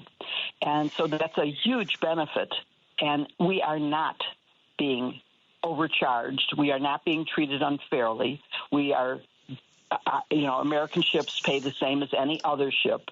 And it's ridiculous to say that we have a right to take back the canal. We do not. I honestly, it's just background noise when it comes out of his mouth. And I think just to change the subject from the Pete Hegseths and the others who we actually have to pay attention to because they're up for a vote. I just think it's distraction, and the reality of the Panama Canal is climate change is making it harder and harder to have the water for it to work. They cut the number of ships that could go through it a lot in the last few years because of climate change. So, but that's a different topic. You've mentioned that. Yeah. No, I just don't think he means it. Few people know it. Yeah. Yeah. He's just changing the subject. The Pete Hegseth that you raised a minute ago, this is a real question. He should not be confirmed.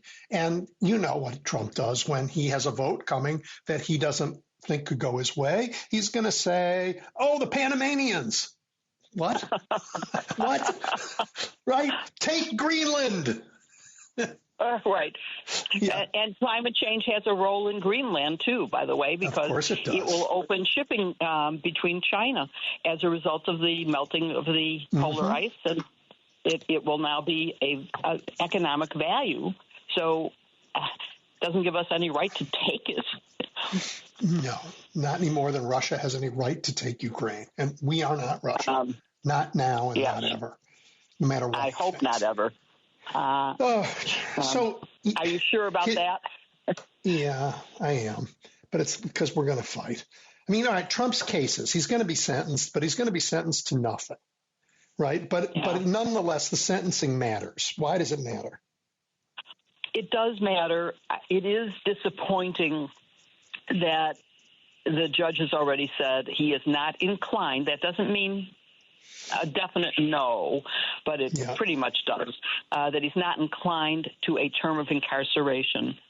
And he hasn't exactly explained why. And I would be curious to hear him explain why he has made that conclusion, because, yes, incarceration now, with him taking on the presidency, would not be permitted. But it could be a delayed imposition. It could start after the next president is inaugurated. So we could wait 4 years and have him serve time. I don't know if there'll be a financial penalty. There have been thousands of people convicted and sentenced for this crime in New York. And I don't see why he gets a break. But it means something because he is now he will be an officially sentenced felon. Convicted felon. And I think that is, it's not unimportant. The fact that he has a sentence imposed confirms the judgment of the jury and confirms his guilt and makes him like other people who are guilty of crimes. And so I do think it matters that he is getting sentenced. I mean, for a lot of reasons, but one is that I don't have to be afraid of being sued for calling him a convicted felon. Right. That's true. That's a good point. That is a good point. And it will definitely be true. I think the judge is very brave to do this. Of course, Donald Trump went on a rampage this morning against the judge, against the courts. And you had mentioned, I think, the John Roberts report, which is as important for what it omits, which is any mention of the horrible ethics and the horrible political viewpoints that determine the outcomes of cases nowadays. Yeah. But it does talk about the threat to judges, which is a horrible thing. I mean, no matter what you think about healthcare or the judges, murder and violence is not the way to go. But he goes on to also say you can't really criticize court judgments, and you can't say that you won't obey court judgments. And I think criticizing is absolutely fine. You should be able to criticize. We have free speech rights. But we do have to follow court decisions. And when we see the court going in the wrong direction over and over and over again, we need to deal with that in a political way. We need to change the court, not stop obeying it. So I agree with you. I have flirted with nullification, and it's a bad idea. But and there is a but, Jill. Texas went and said, we are going to put a bounty on women who go out and have an abortion. This was while Roe v. Wade was the law of the land. They said, forget the law of the land. We are going to stop these women.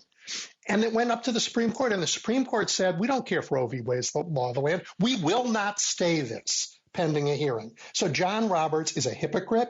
John Roberts wouldn't stand for his own settled law when it was in his way.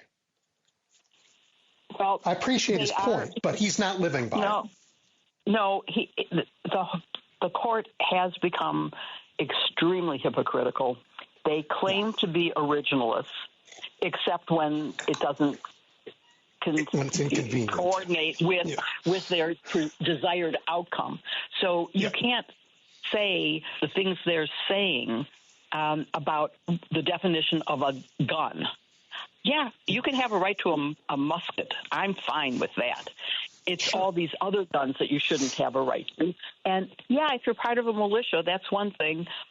But except militia in today's world does not mean something else. Supporting the United States either. But if we were using the words of gun and militia in the way they were meant at the time the Second Amendment was written, that would be one thing. But that isn't how they are defining it.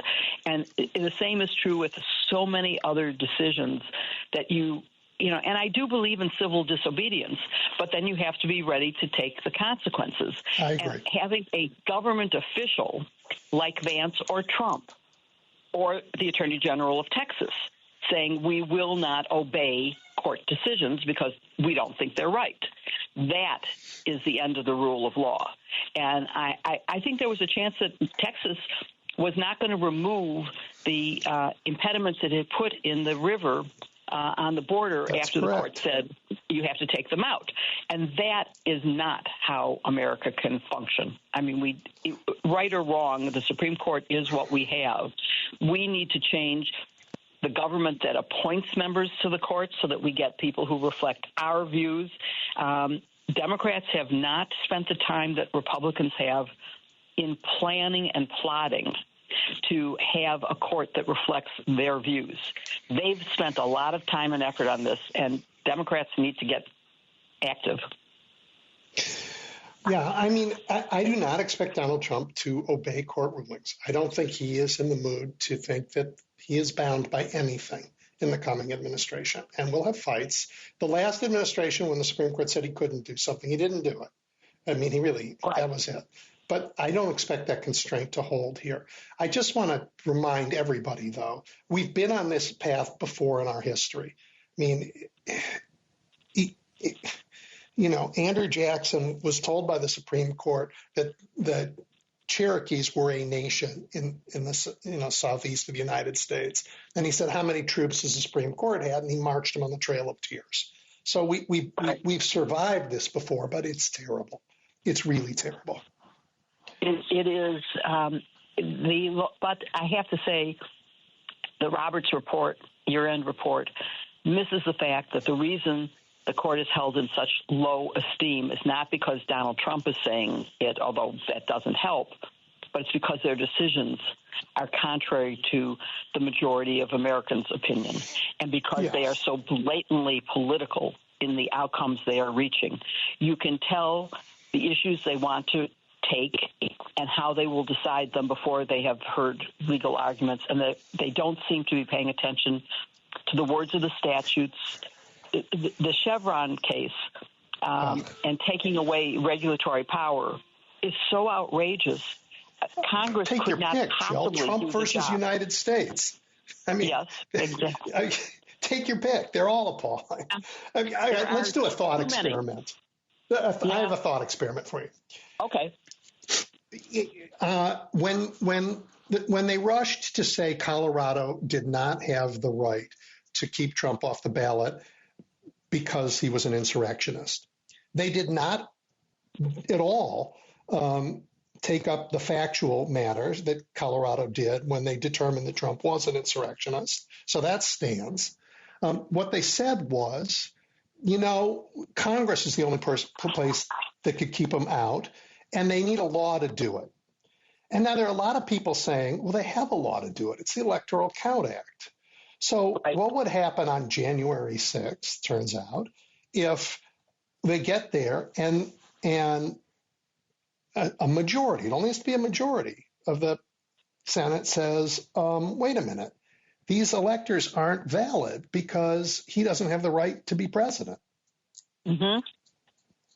I don't think, well, first of all, you need to listen to this week's episode of #Sisters-in-Law, where we discuss the 14th Amendment.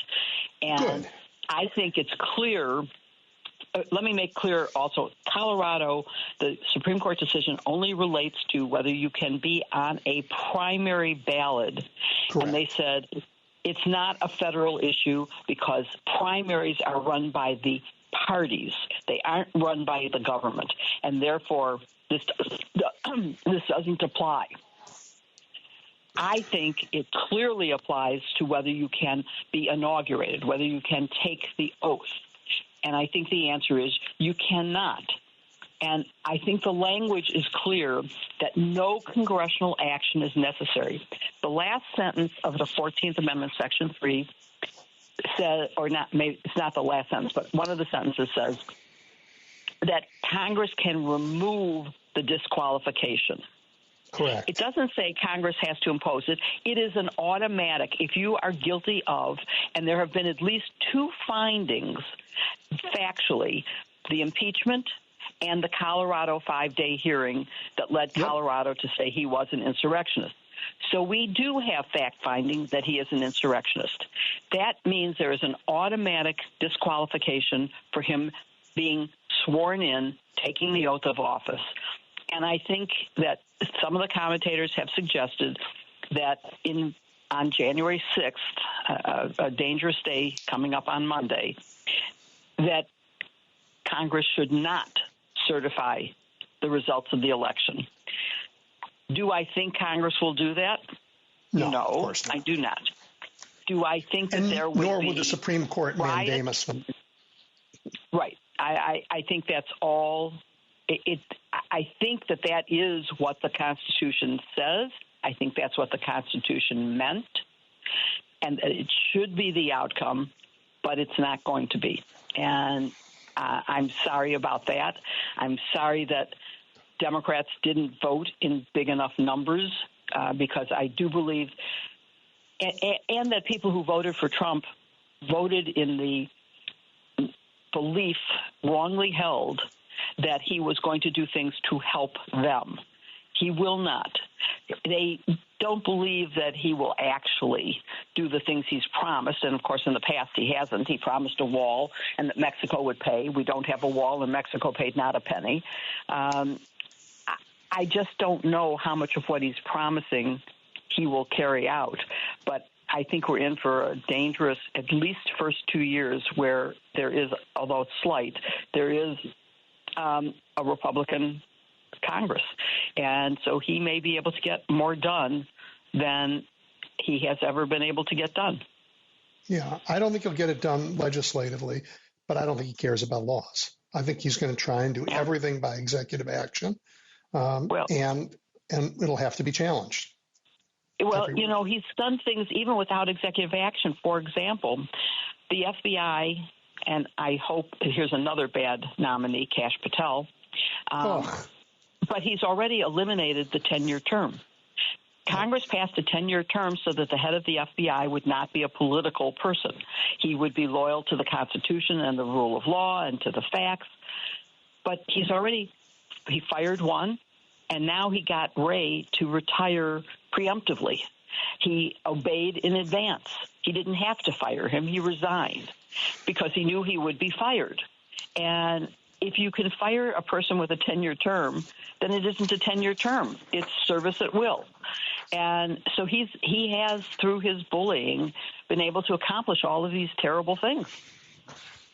Well, Mitch McConnell changed the size of the Supreme Court for a year. I mean, this is not new for them. Yeah. They don't play by any rules. They play by, here's a clever thing I can say to get what I want. And that is, again, it's the loss of democracy. It's the loss of the rule of law if we don't follow the clear rules. And yes, a president has a right to pick the people he wants to run things and to set certain policies. But Congress has a duty to evaluate those people. And, let's mention Hegseth. That is a person who has been fired from 2 jobs working for veterans because of financial mismanagement. Now you want to give him the largest federal agency and let him billions of dollars, trillions of dollars, and he can't manage a small nonprofit. That is a danger, to say nothing about his views of women in combat. He was removed from a security detail because he had tattoos that indicated that he was a right-wing nationalist. And that's who you're going to make the secretary? Tulsi Gabbard, Kash Patel, Kennedy Jr.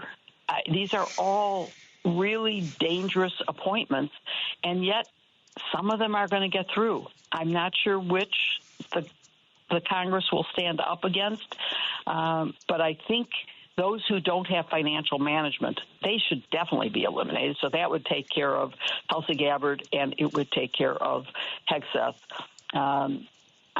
Kennedy, probably the same thing would be true. It's really a dangerous, terrible situation that we're in, but no one listening should give up. This is the time for us to get together and to be active, to start working really hard to make sure that in 2 years we take back control of the House and the Senate. And that will be a big buffer against bad actions. And unless we do that, it will continue for 4 years. Yeah, Jill, I'm going to say something that is going to come as a shock. I've talked to many of Republicans, including elected ones, and they are not all insane, and they're not all terrible. They are all, by and large, afraid, absolutely scared to death, and so they've been cowed.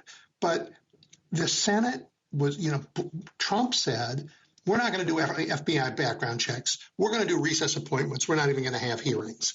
And somehow we're having FBI background checks and we're having hearings. And that alone gives me a lot of comfort, because having hearings in the Senate means that the Democrats, because of the way the Senate works, will have a full opportunity to air the qualifications or lack thereof, the dangers of these people. It will, but we're already seeing signs that, even though we know these things, that Fetterman and Sanders are going to vote for Kennedy, maybe others, so that he may get his way with some of these nominations. I don't know. It's hard to pick which are the ones that I would spend the most time on, but I can't believe that I'm going to say, well, Rubio, that's a good, sane choice. I don't think it is, but compared to the others, I can't complain about that. Certainly not in the way that I can the others. So no, he's just a normal bad choice. Yes, exactly. He's a normal bad choice. He is normal. He's normal. Yeah. I mean, yeah, it's not so out of left field. And let's not forget Secretary of Education with no qualifications to do that either. It's so far it's hard to pick one who you would say, oh, that's rational. I get that one. He's surrounding himself with people who will be experts in their field. No, he's not. And hopefully Congress will keep up its pressure to make this as close to normal. But when it comes time to voting, I think you're right. They're scared, and they're going to vote no matter what.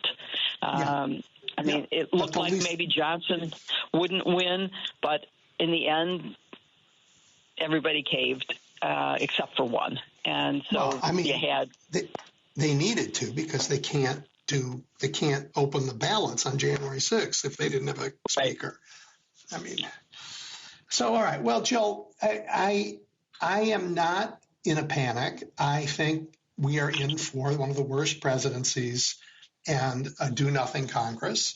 But if we do what you said, if we focus on, bearing witness and helping keep their divisions alive and slow them down and frankly learn from the things that they have taught us over the years about ways to keep an administration from doing what it wants to do, we will get through it. We have to also spend time on our own sort of civil society to build the strength that we're going to need to rebuild after the chaos these guys are going to bring to us.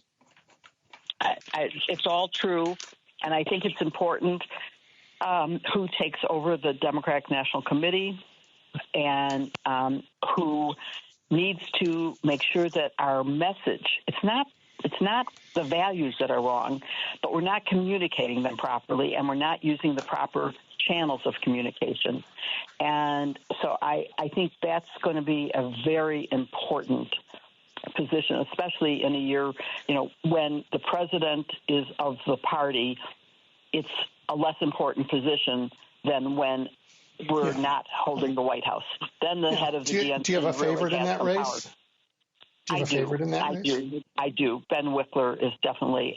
I've worked with him in Wisconsin, and I have never seen anybody who can speak more clearly and powerfully and use your money better. He makes you glad to give him money because it will be spent well and will have effective results. So I think he would be a great choice. I was very happy. Ben is terrific. Yeah. I think Ken Martin is terrific. But they're very similar. And Ben is he's a friend. He's the only reluctance you hear in my voice is, their term limits tell how long you could be governor in Wisconsin, and I wanted him to be governor of Wisconsin. But, you got to make the sacrifices you have to make for the country. Yeah, it's true. I mean, I wasn't even thinking that big. I think it's a loss to the Wisconsin Dems to lose him, but I think for the greater good of the Democratic Party, it's worth sacrificing Wisconsin Dems, and he feels that he has people there who are ready to take over, and that they're in good shape. Yeah. It's there's another Wisconsin Supreme Court race that is of equal importance with the last one because all of the benefits that have come from switching the majority to liberal will be lost, and the gerrymandering that was killed will come back. So it's very important. If anyone's listening and they want to contribute to the WisDems, I have a page on what's that called? Blue. Act Blue. Act Blue. Ellen Rudnick and I have created a page for donations to the WisDems for this purpose. Yep. Very good. All right, Jill. So right before I let you go, Joe, gave out medals today, Presidential Medals of Freedom. And, it's just such not a single person on that list would ever get. I mean, remember the last time Donald Trump did this, his idea of a hero was Rush Limbaugh. And he hung that honor on his neck. These are, Fannie Lou Hamer, Chef Andres. Yeah. I mean, these are people who've made the world better. Mm-hmm.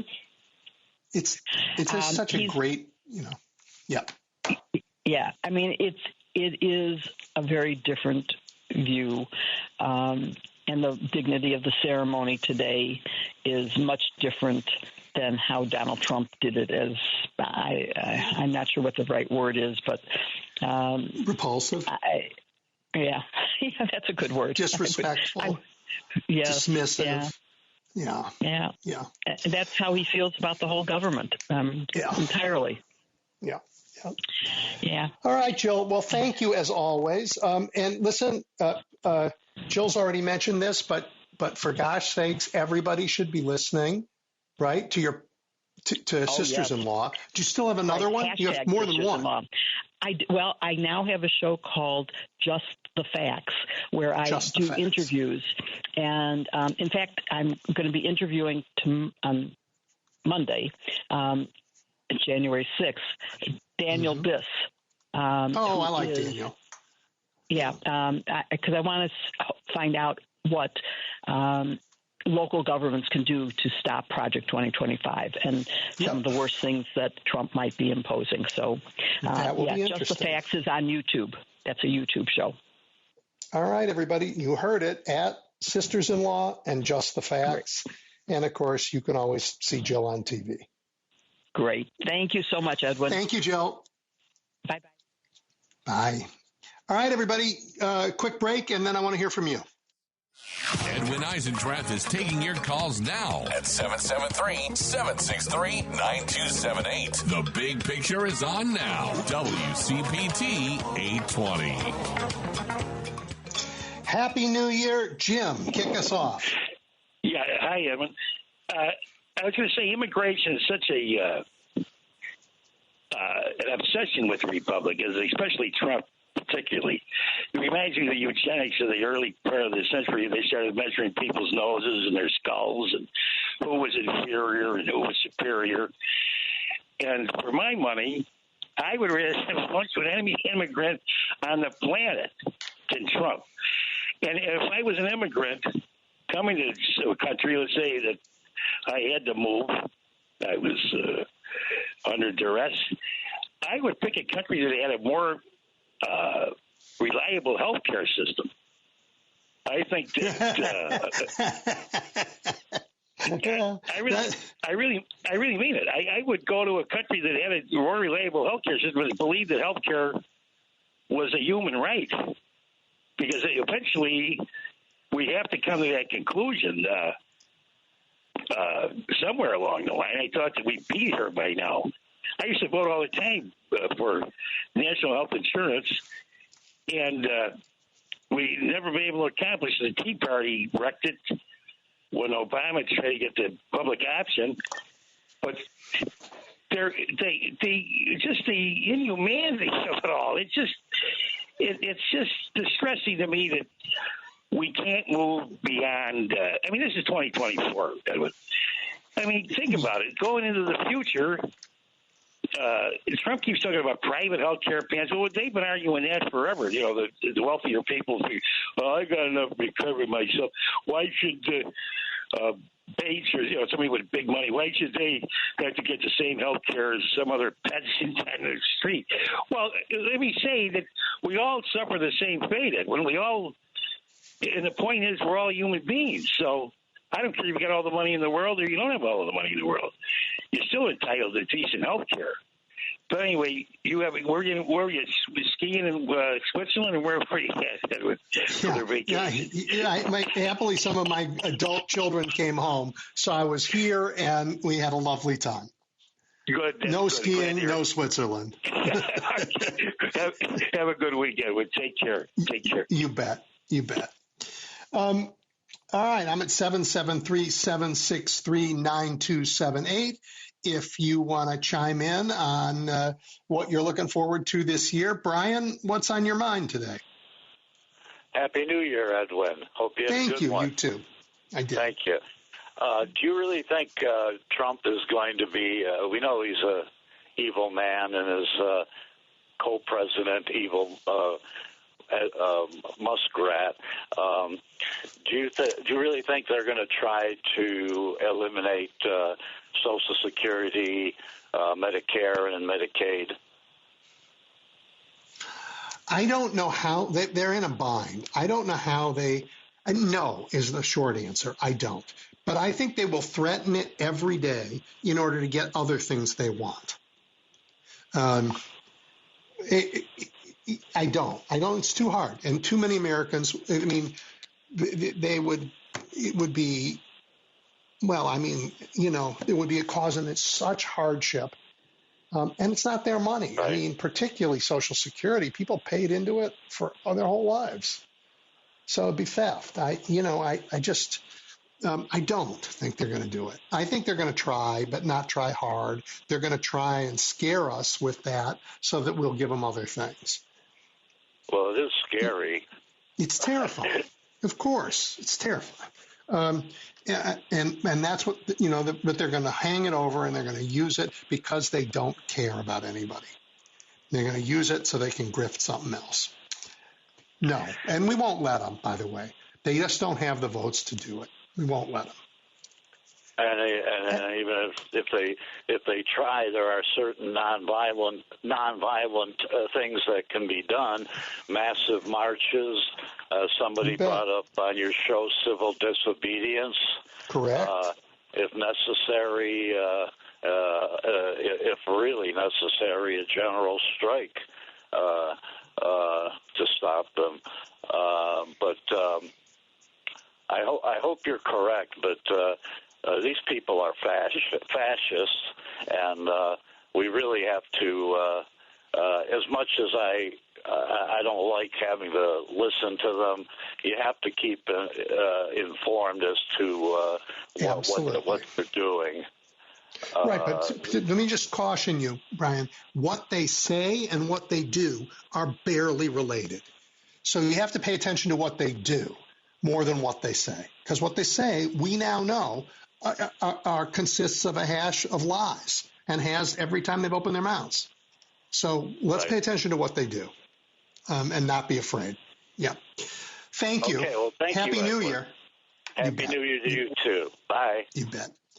James. Yes. Good afternoon. I'm calling to say that a lot of the anchors and elites and talking heads, they don't realize what times we're living in. Basically, the United States has been destroyed already.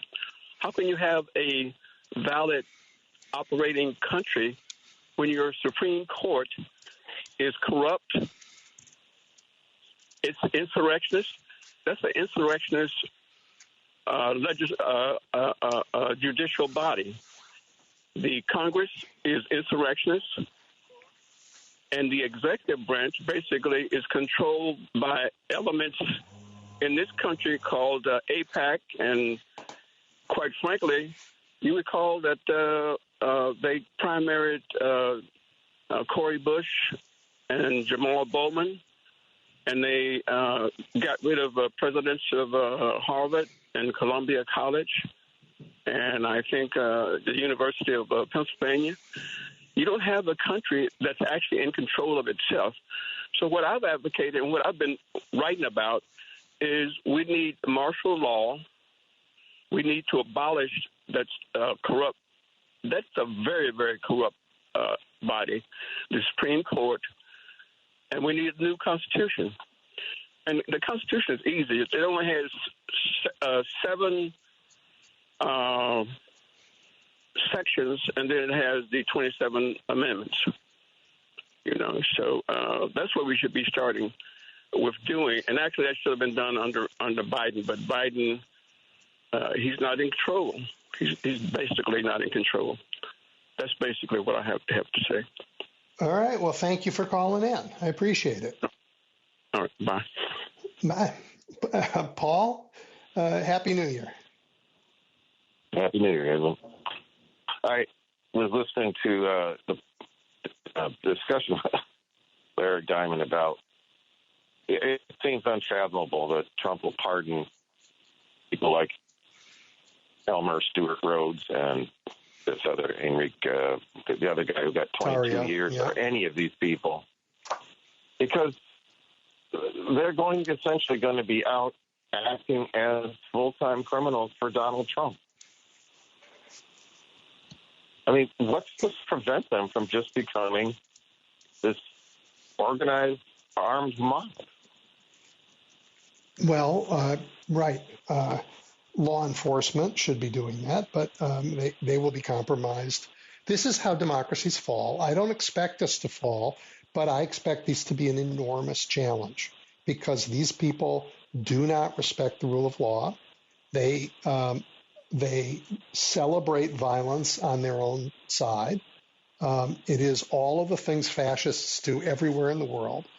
And, that conversation, I'm so glad you got to hear it, because he's a real sober scholar, and when a guy like him starts to, as he say, throw around the F word, the fascist word, that is like, I mean, you and I are quicker to do it. He doesn't want to do it until he thinks he has no choice.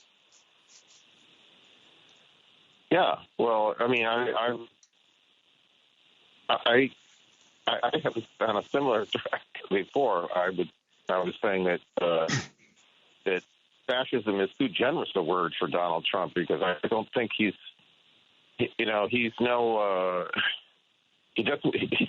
might have read Hitler, but he didn't. I wouldn't even compare Trump to Hitler. He's not even that smart. He's just a reckless. He's a completely reckless human being, and. But yeah, I agree. If somebody like Professor Diamond is using that word, and you're right, he's a sober scholar. But I mean, we are in for a rough ride, at least in the next 2 years. I mean, until I can't imagine. It seems like to have things so untethered, to have an election turn out this way, just I can't. I don't know. It seems like it's completely unbridled and a runaway. It's going to be a runaway. It is. It's going to be a runaway. And we have, and Elon Musk. I mean, this is just all. It's almost surreal at how. And do the people that voted for? I mean, all these people. This is what they wanted. The people. I mean, I realize that Trump did not even get 50% of the vote, but still, that's a lot of people that's way too many people who are unhinged. I lost you for 1 second. I think I'm back, so I missed some of that. I apologize. I was just saying, it's just the people that voted for Trump are just I don't know how that they're all one monolithic group that think are MAGA, but there's way too many people who are either not paying enough attention or just too unhinged. They're uninformed. You talked about the economy, that all these people thought the economy was okay. Inflation is one thing, but the Biden economy is the largest, fastest growing economy in the history of the world. And yet the people that live in this country believe things that aren't true. Recession. People believe things that aren't true. All you have to do is keep one reckless individual just has to keep saying, it's terrible, and I mean, I don't know. Are people stupid all around the world, or is it just Americans? I'm not willing to write them off, Paul. I think, the elections are complicated. They're very personal. People made decisions you and I really don't like and really disagree with. But some very decent people made those terrible decisions. I know some people who aren't decent made them too, but we got some of those on our side. Most people don't pay attention, and that's why we have guardrails. But the guardrails themselves are rickety and old, and they need attention. And, Nancy Pelosi was right to have, H.R. 1 be a bill 4 years ago that would have focused on this, and Manchin and Sinema wouldn't give her the votes, and not a single Republican would give her the votes to get it done. And now the guardrails are weaker. So we have more work to do. Yeah, and that shows that even people in government like, as you say, Kirsten Sinema and Joe Manchin. But let me ask you a question. I don't know about the facts of this, but I keep hearing people say that all needs to be done to enact the Equal Rights Amendment is to have President Biden have it published in the Federal Registry. Is that true? Is that right? I've heard the same thing, and what I think is that would immediately be litigated, and it would be determined by the Supreme Court. Well, I think that, you know what? I don't want to go for it, Joe Biden leaving the office. I think you got to just do it and let it go to court. Yeah, there is that. Yep. That would be something. We'd see. What do you got to lose? You know? I know. That would be a fun thing to do. Not as fun as refusing to certify the votes on Monday because of the 14th Amendment, but it would be fun. That would, yeah. I know. I don't think Democrats need to be cautious at this point. I mean, it's worth a try, and it at least would be a distraction. Certainly, there's nothing that could damage the Equal Rights Amendment by not doing it. Yeah, it's a very good point. I was in college, and I was actually the only male in a women's studies class at Michigan State when this was being discussed. This is a long time ago. Long time ago. All right. Well, I'm gonna let you go on that one. I'm gonna think about that. That's a great thought. Yeah. Thank you, Paul. Bye-bye. All right. I think we're going to Max next. Oh, hi. At the beginning of your show, somebody was talking about democracy, and people through the show were saying something about democracy. But actually, the percentage of Americans believe that we still have a democracy. I'm pretty sure the number is around 27% of Americans think that we still have a democracy. Democracy is working in the United States. Okay, the number of people that make under $16 an hour is 52, somewhere around there, million Americans. You can't live off of that if you have a family. So... that is correct, Max. That's absolutely correct. The number of homeless actually increased over 200, I think it's 227,000. That we have 750,000 people homeless now. And it's cold. So I met some people today that were, they're just living inside their van, and I gave them, some gas. They had some money, but they didn't have a credit card. And at this particular gas station, it was early in the morning, they couldn't put gas in their car because they only had cash. I didn't take any money from them. I just gave them a few dollars in gas, help them out for a while. And, so when I go around and I talk to people, other than Venice, Florida, last week, I just got back. I forget what day I got back on. But it's warm over there. It's a good place to be homeless at if you're homeless and you want to be homeless. Up here in North Carolina, you're going to freeze. Yeah, so I think it's 8 degrees here in Chicago. Yeah, in Chicago too. I went to UCLA to take one class. I grew up in California. I needed to take one class to work for the Department of Fish and Game, so I worked in the biology department, and I took it there, and I met this kid, black kid. His name was Michael. He grew up in Chicago in those towers, and he got a scholarship to go to UCLA.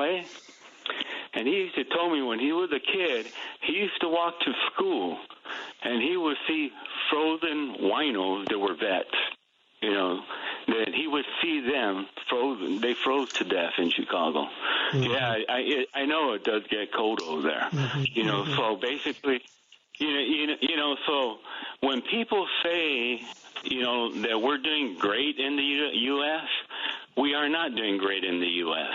Most America, I'm doing great, but I'm one person.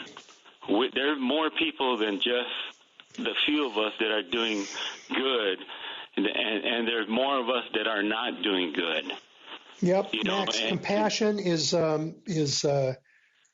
been thrown out of the administration. Compassion for our fellow Americans, and it isn't that they're looking for government handouts, but the structure of our economy favors the wealthiest in a way that it hasn't in 100 years.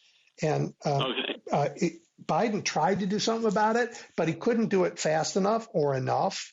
We have to say it like it is. This is an economy that's built for billionaires, not for ordinary people, and that's not okay. It's not. It's not okay. And then the other thing is that when people were talking about Panama, Panama has only been a country for 100 years, and the United States helped make Panama a country. You can read in that book, War of the Racket, that sergeant that wrote that book. They helped turn Panama into a country, for they could basically have that little piece of land they could build the Panama Canal. I think the French people started it before. I work over there on sailboats, okay? So I go over there and I got to re-rig them and stuff like that. And when I go to church, okay? So I'm going to the historic center part of Panama, and as I'm going over there, I'm driving down the street, and I know people zigzagging through the street, and I'm like, because people are taking the manhole covers out to sell them for money. But if you go over there, you look at the city, it looks beautiful. But see if you could Google the street and look how poor those people are. A lot of them don't even have windows, and a lot of those places, they basically, mold is growing on a lot of those buildings where people live at. And that is because that's what we've done to that country. So people that take their boats through there, they don't pay taxes. Big businesses don't pay taxes, so the area they do not get money to clean up those streets, to give people decent salaries or anything like that. But we're not doing anything good over there in other countries, And I could say a lot more about that, but No, Max, I'm gonna say goodbye to you on that one, but thank you for that, and I'll be thinking about Panama. Okay. I'm gonna move on, Dave. I think we're gonna go to Dave next, and Eduardo and Brian and anybody else who's waiting. I'm afraid it's gonna be next week for you because we're gonna run out of time here with Dave. Hey, Edwin. You mentioned about that Medal of Freedom, Presidential Medal of Freedom. Do you think that when President Biden gave Hillary Clinton and George Soros that one just to kind of give a final stick in the eye to the Republicans? Nope. I think he gave it to them because they deserve it. Okay, I do. I don't think it's a game. I think he took it seriously. The Republicans will take it as a stick in the eye, but they take everything as if... Right. But no, I think the motivation was good. I think they earned it. They've been terrifically important to the world. They've done a lot of good things, and they deserve it. No, I'm not denying that, but I'm very surprised that Obama didn't give it Hillary Clinton one back when he was handing out, when he gave Biden one and that, and didn't give Soros one. I'm surprised Soros been this long for him to get one. The money that he's funded to the Democrats. I don't think that's why he got it either, but I think he got it because of the global work he's done against authoritarians all over the world. I'm not cynical about this. I don't think people buy these awards. Okay, Edwin. Well, I guess we'll be on different talk on that one. But anyway, I know you got to close out, but give me the 2 No, thank you for being part of this. I appreciate it. All right, everybody. I hope you had a happy new year and that you're ready for what's to come. It's going to be ugly. It's going to be hard. We will get through it, but we will have to be brave and we will have to stay together. I'll talk to you next week. Hang in there.